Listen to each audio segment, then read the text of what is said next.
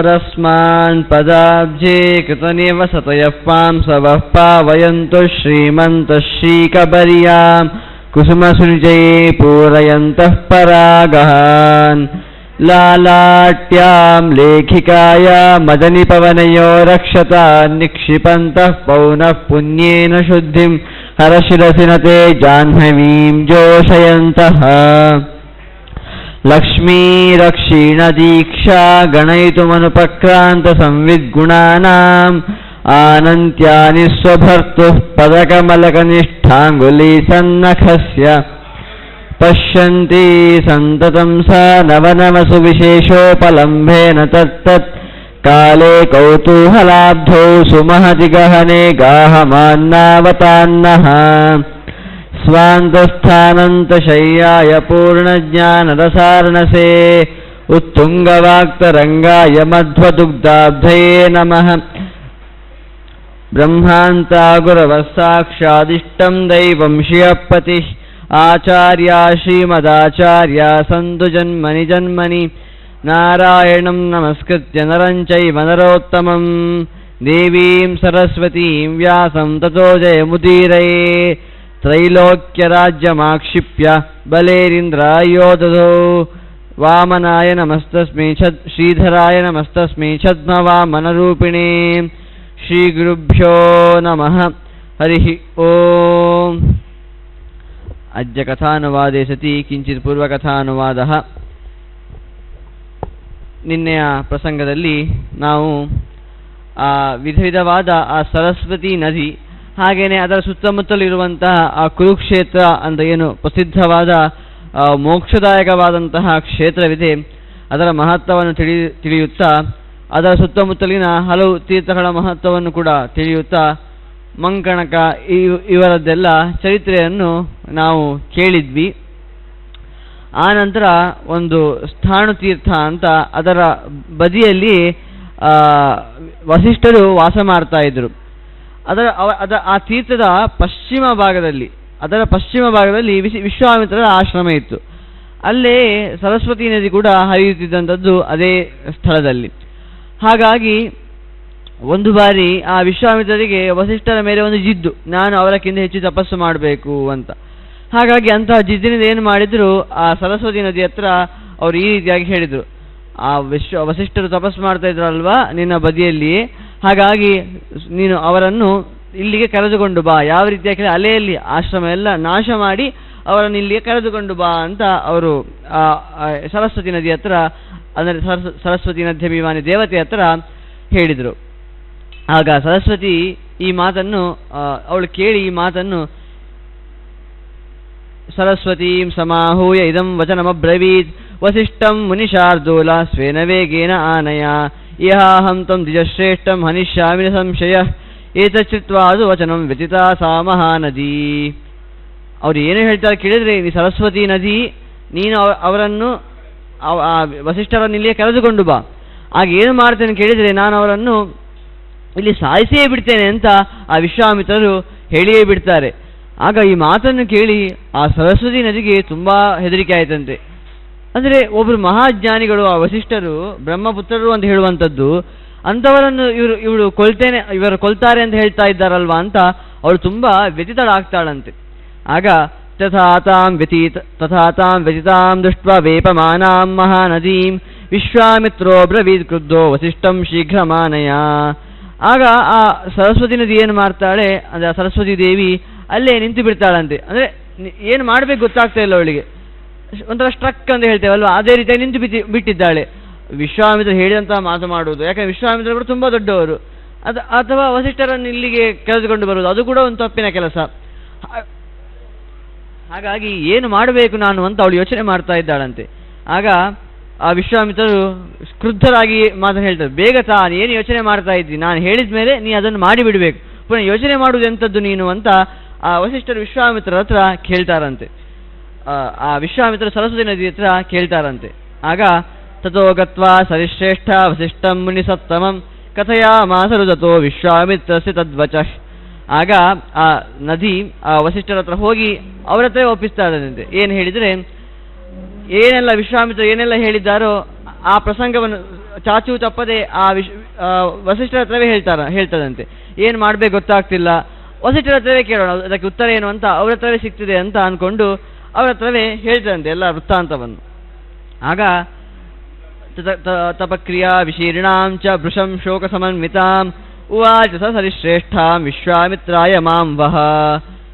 ಆ ಪ್ರಸಂಗವನ್ನು ಕೇಳಿ ಆ ವಸಿಷ್ಠರ ಗುಣ ನೋಡಿ, ಅವಳ ಮುಖ ನೋಡಿ ಅವಳಲ್ಲಿ ಈ ಸಮಸ್ಯೆ ಅಂತ ಗೊತ್ತಾಯ್ತಂತೆ ಆ ವಸಿಷ್ಠರಿಗೆ.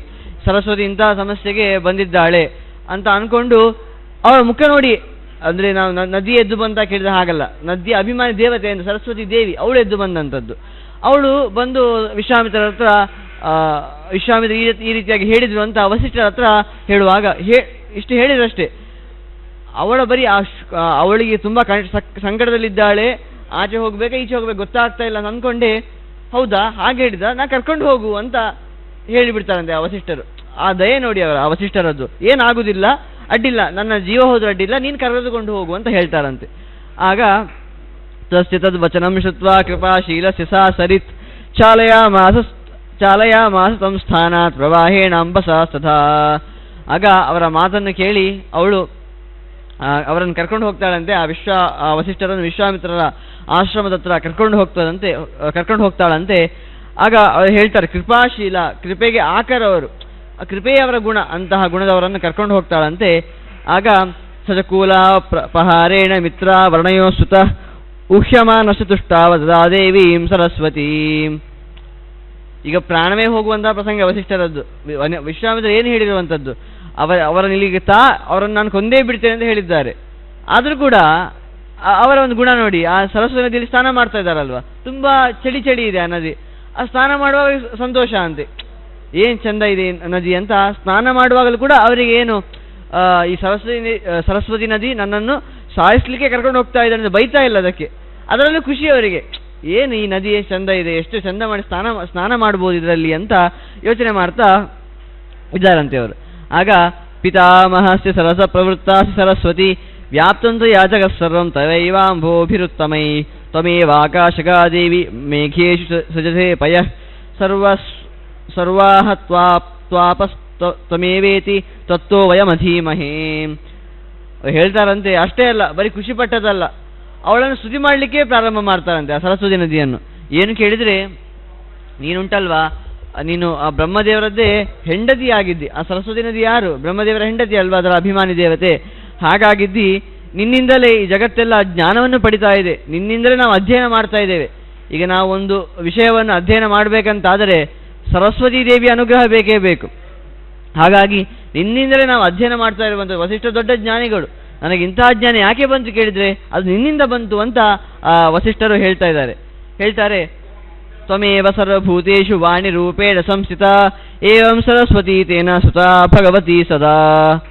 ನೀನುಂಟಲ್ವಾ ಎಲ್ಲರಲ್ಲಿಯೂ ಕೂಡ ವಾಣಿ ರೂಪದಲ್ಲಿ ಇದ್ದಿ ಅಂತ. ವಾಣಿಯನ್ನು ಹಿಡ್ಕೊಂಡು ಸರಸ್ವತಿ ನಮ್ಮಲ್ಲೂ ಇದ್ದಾಳಂತೆ. ಅವಳು ಇಲ್ಲದಿದ್ದರೆ ನಮಗೆ ಜ್ಞಾನವೇ ಬರ್ತಾ ಇರಲಿಲ್ಲ, ಅದಕ್ಕೆ ವಾಣಿ ರೂಪದಲ್ಲಿ ಇದ್ದಾಳೆ ಅಂತ ಹೇಳ್ತಾರೆ. ಅದೇನು ವಾಣಿ ರೂಪದಲ್ಲಿ ಇರುವಂಥದ್ದು ಕೇಳಿದರೆ, ವಾಣಿಯ ಒಂದು ವಿಶೇಷತೆ ಇದೆ. ಈ ವಾಣಿಯನ್ನು ನುಡಿಸ್ತಾರಲ್ವ, ಅದರ ಕೇವಲ ಜ್ಞಾನ ಇದ್ದರೆ ಸಾಕಾಗುವುದಿಲ್ಲ, ಅದರಲ್ಲಿ ತನ್ಮಯತೆ ಬೇಕು ನುಡಿಸುವಾಗ. ಕೇವಲ ನನಗೆ ಜ್ಞಾನ ಇದೆ, ನಾನು ಏನು ಯೋಚನೆ ಮಾಡದೆ ನುಡಿಸ್ತೇನೆ ಅಂತ ಹೇಳಿ ನುಡಿಸ್ಲಿಕ್ಕೆ ಆಗುವುದಿಲ್ಲ. ಅದನ್ನು ಒಳ್ಳೆಯ ತನ್ಮಯತೆಯಿಂದ ಹೇಗೆ ನುಡಿಸಬೇಕು ಅಂತ ತಿಳಿದು ನುಡಿಸಬೇಕಾಗುವಂಥದ್ದು. ಹಾಗಾಗಿ ಆ ಸರಸ್ವತಿ ಭಕ್ತಿಗೆ ದ್ಯೋತಕ. ನಮಗೆ ದೇವರ ಬಗ್ಗೆ ನನಗಿಷ್ಟು ಜ್ಞಾನ ಇದೆ, ಇಷ್ಟು ತಿಳಿದಿದ್ದೇನೆ ಅಂತ ಪ್ರಯೋಜನ ಇಲ್ಲ, ಒಳ್ಳೆಯ ಭಕ್ತಿ ಬೇಕು ದೇವರಲ್ಲಿ.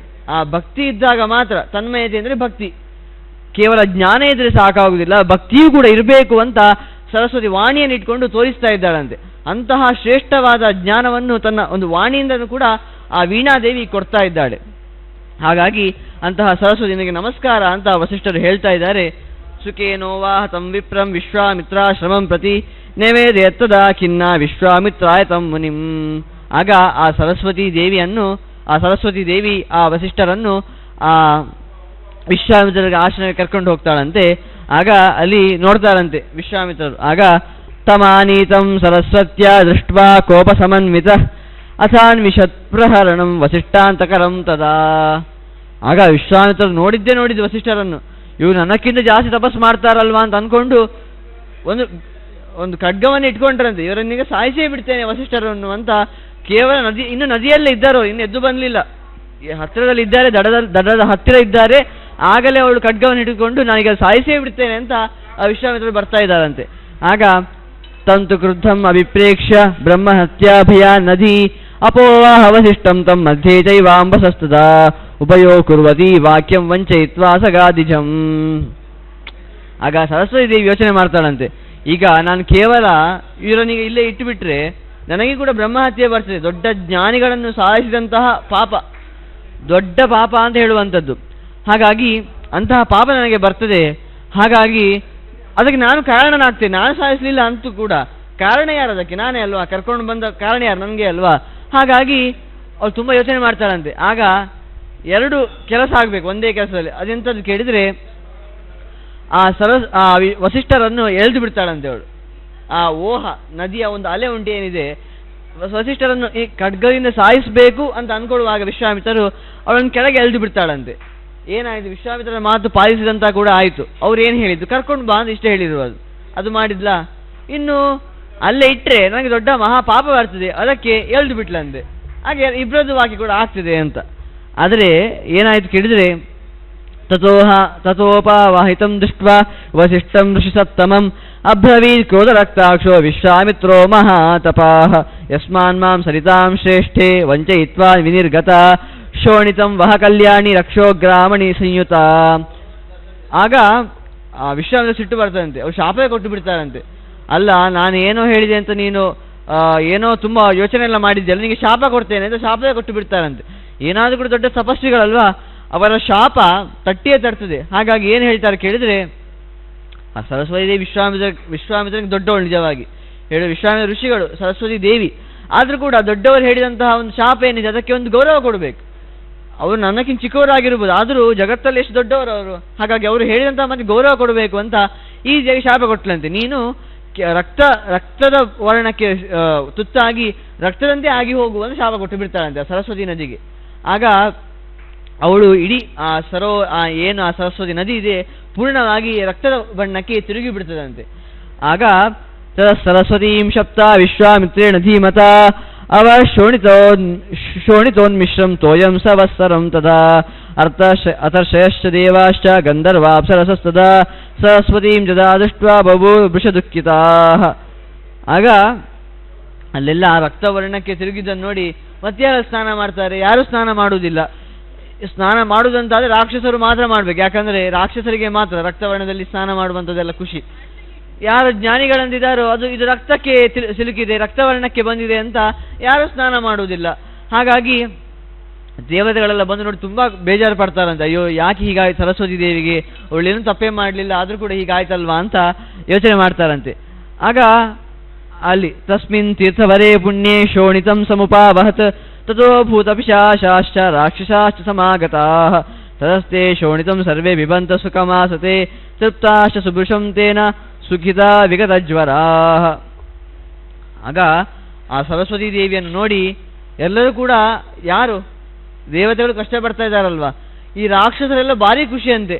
ಅಲ್ಲಿ ನದಿಗೆ ಬಂದು ಆ ರಕ್ತವನ್ನು ಕುಡಿತಾ ಇದ್ದಾರಂತೆ. ಆ ರಾಕ್ಷಸರಿಗೆ ಅದೇ ಪ್ರೀತಿ, ರಕ್ತವನ್ನು ಕುಡಿಯುವಂಥದ್ದೇ ಖುಷಿ ಅವರಿಗೆ. ಹಾಗೇನೆ ಅದರಲ್ಲಿ ಸ್ನಾನ ಮಾಡ್ತಾ ಇದ್ದಾರಂತೆ. ಎಲ್ಲರೂ ಅಲ್ಲಿ ನಲಿತಾ ಇದ್ದಾರಂತೆ.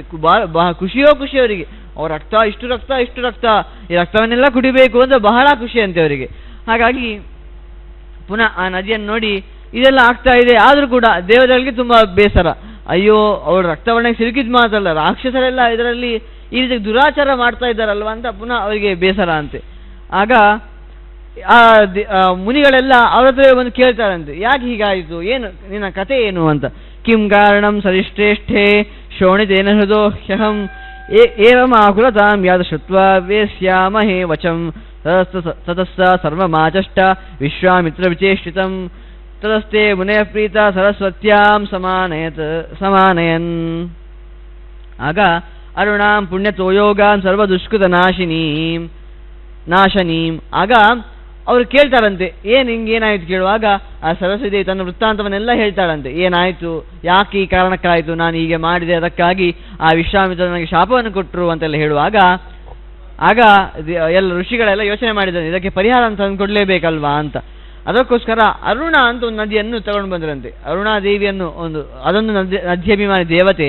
ಅದನ್ನು ಪ್ರಾರ್ಥಿಸಿ ಅದನ್ನು ಆ ನದಿಯನ್ನು ಸಂಗಮ ಮಾಡಿಸಿದ್ರಂತೆ. 2 ನದಿಗಳ ಸಂಗಮ ಮಾಡಿಸಿದ್ರಂತೆ. ಏನೆಲ್ಲ ಮಾಡಿರ್ಬೋದು ನೋಡಿ, ಆ ನದಿಗಳ ಸಂಗಮ ಮಾಡಬೇಕಂತಾದರೆ ಏನು ವ್ಯವಸ್ಥೆ ಮಾಡಿರ್ಬೋದು ಅವರು. ಹಾಗೆ ಅವನು ಸಂಗಮ ಮಾಡಿಸಿದ್ರಂತೆ. ಆಗ ಆ ರಕ್ತದ ಏನು ಬಣ್ಣ ಇತ್ತು ಅದೆಲ್ಲ ಹೋಯ್ತಂತೆ, ಆ ರಕ್ತದಿಂದ ಶುದ್ಧವಾಯ್ತಂತೆ. ಆಗ ದೃಷ್ಟ್ವಾ ತೋಯಂ ಸರಸ್ವತ್ಯ ರಾಕ್ಷಸ ದುಃಖಿತ ವೃಷಂ ಊಚುಸ್ತಾನ್ ವೈಮುನೀನ್ ಸರ್ವಾನ್ ದೈನ್ಯಯುಕ್ತ ಪುನಃ ಪುನಃ ವಯಂ ಮಿಶ್ರಿತಾ ಸರ್ವೇ ಧರ್ಮಹೀನಾ ಶಾಶ್ವತ ನಚನ ಮಕಾರೋಯಂ ಯದ್ವಯಂ ಪಾಪಕಾರಿಣಃ. ಆಗ ರಾಕ್ಷಸರಿಗೆ ನಿಲ್ಲಿಕ್ಕಾಗ್ಲಿಲ್ಲ, ಅಲ್ಲಿ ಎಲ್ಲ ಅಲ್ಲಿದ್ರಲ್ವಾ, ತುಂಬಾ ದುಃಖ ಆಯ್ತಂತೆ. ಏನು ಮಾಡಬೇಕು ನನಗೆ ಇನ್ನು ಇರ್ಲಿಕ್ಕೆ ಸಾಧ್ಯ ಇಲ್ಲ.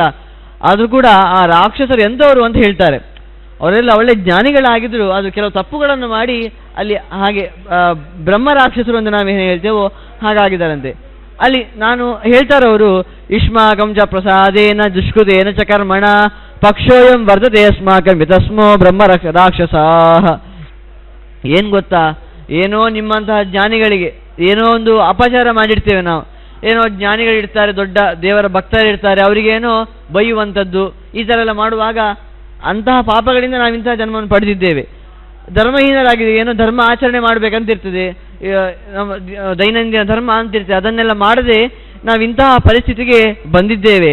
ಹಾಗಾಗಿ ಅಷ್ಟೇ ಅಲ್ಲ, ನೀವು ಯಾರೇ ಆಗಿರಲಿ, ಯಾವ ವ್ಯಕ್ತಿಗೆ ಬೈದರೂ ಕೂಡ ಹೇಳ್ತಾರೆ, ಏವಂ ವೈಶ್ಯಾಶ ಶೂದ್ರಾಶ ಕ್ಷತ್ರಿಯಾಶ ವಿಕರ್ಮಭಿ ಏ ಬ್ರಾಹ್ಮಣಾನ್ ಪ್ರದ್ವಿಷಂತಿ ತೇ ಭವಂತಿ ರಾಕ್ಷಸಾಹ.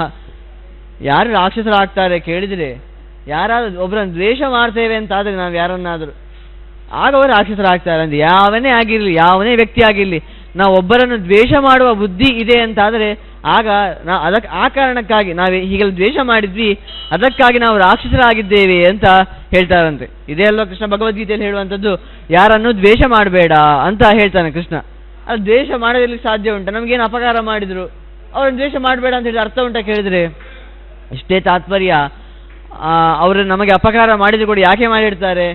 ಒಬ್ಬ ಕೃಷ್ಣ ಹೇಳ್ತಾನಲ್ವಾ, ನಾವೇನೋ ಅವರಿಗೆ ಒಂದು ತೊಂದರೆಯನ್ನು ಮಾಡಿರ್ತೇವೆ ಬೇರೆ ಜನ್ಮದಲ್ಲಿ, ಅದಕ್ಕೋಸ್ಕರ ಅವರು ನಮಗೀಗ ಅಪಕಾರವನ್ನು ಮಾಡ್ತಾರೆ. ಹಾಗಾಗಿ ನಾವು ಒಬ್ಬರನ್ನು ದ್ವೇಷ ಮಾಡಿ ಯಾವುದೇ ಪ್ರಯೋಜನ ಇಲ್ಲ.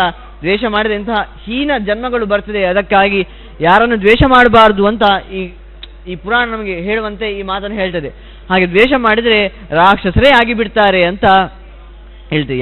ದ್ವೇಷ ಅವರನ್ನ ಯಾರನ್ನೂ ಮಾಡಬಾರ್ದು ಅಂತ ಹೇಳ್ತಾ ಮುಂದೆ ಹೇಳ್ತಾರೆ, ಶಕ್ತಾ ಭವಂತ ಸರ್ವೇಷಾಂ ಲೋಕಾನವಿತಾರಣೆ ತೇಷಾಂತೆ ಮುನೆ ಶ್ರುತ್ವಾ ಕೃಪಾಶೀಲ ಪುನಶ್ಚಿತಿ ಊಚು ಪರಸ್ಪರಂ ಸರ್ವೇ ತಪ್ಯಮಾನಾಶತೆ ದ್ವಿಜಾ ಶ್ರುತಕೀಟಾ ವಪಂತಂ ಚ ಯಚ್ಚೋಚಿಷ್ಟಾಶ್ರಿತಂ ಭವೇತ್. ಅವ್ರು ಹೇಳ್ತಾರೆ, ಈಗ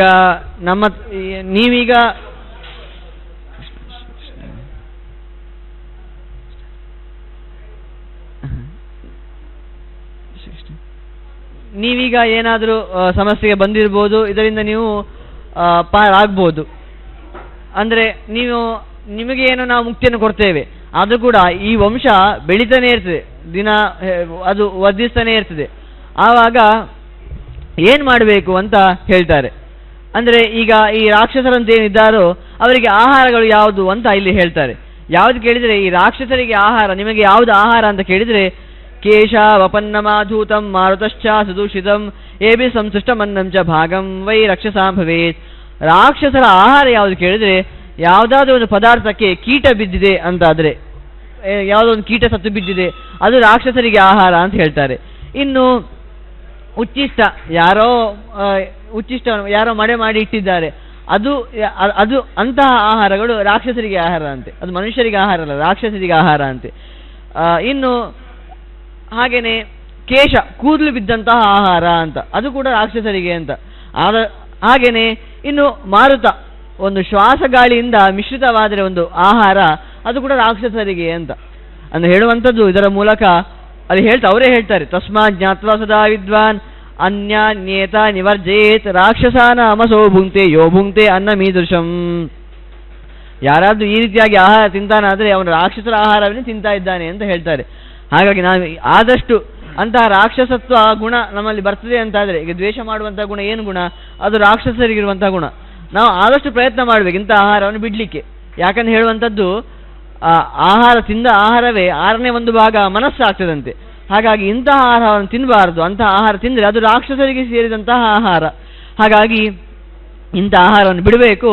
ಇಂಥ ರಾಕ್ಷಸರಿಗೆ ಮಾತ್ರ ಇಂತಹ ಆಹಾರ ಇರುವಂಥದ್ದು ಅಂತ ಪುರಾಣ ಹೇಳ್ತದೆ. ಅವ್ರ ಹತ್ರ ಹೇಳ್ತಾ ಇದೆ, ನಿಮ್ಮ ಬ್ರಹ್ಮರಾಕ್ಷಸ ನಿಮಗೆ ಆಹಾರ ಯಾವುದು ಕೇಳಿದರೆ ನಿಮಗೆ ಇಂಥದ್ದೆಲ್ಲ ಆಹಾರ. ಹಾಗಾಗಿ ಯಾರು ಜ್ಞಾನಿ ಇರ್ತಾನೋ, ಯಾರಿಗೆ ಒಳ್ಳೆಯ ಮಾರ್ಗದಲ್ಲಿ ನಡಿಬೇಕು ಅಂತ ಇರ್ತದೋ ಅವನು ಇಂಥ ಆಹಾರವನ್ನು ತಿನ್ನಬಾರದು ಅಂತ ಹೇಳ್ತಾರೆ. ಹಾಗಾಗಿ ಶೋಧಯಿತ್ವಾ ತತ್ತೀರ್ಥಂ ಋಷಯಸ್ತೆ ತಪೋಧನ ಮೋಕ್ಷಾರ್ಥಂ ರಕ್ಷಸಾಂ ತೇಷಾಂ ಸಂಗಮಂ ತತ್ರ ಕಲ್ಪಯನ್ ಅರುಣಾಯ ಸರಸ್ವತ್ಯ ಸಂಗಮೇ ಲೋಕವಿಶ್ರುತೆ ತ್ರಿರಾತ್ರೋಪಶಿತ ಸ್ನಾತೋ ಮುಚ್ಯತೆ ಸರ್ವಕಿಲ್ಬಿಷೈ. ಹಾಗಾಗಿ ಇಂತಹ ಸರಸ್ವತಿ ಅರುಣಾ ನದಿಯ ಸಂಗಮದಲ್ಲಿ ಸ್ನಾನ ಮಾಡಿದವರು ಎಲ್ಲ ಪಾಪದಿಂದ ಪರಿಹೃತರಾಗ್ತಾರೆ.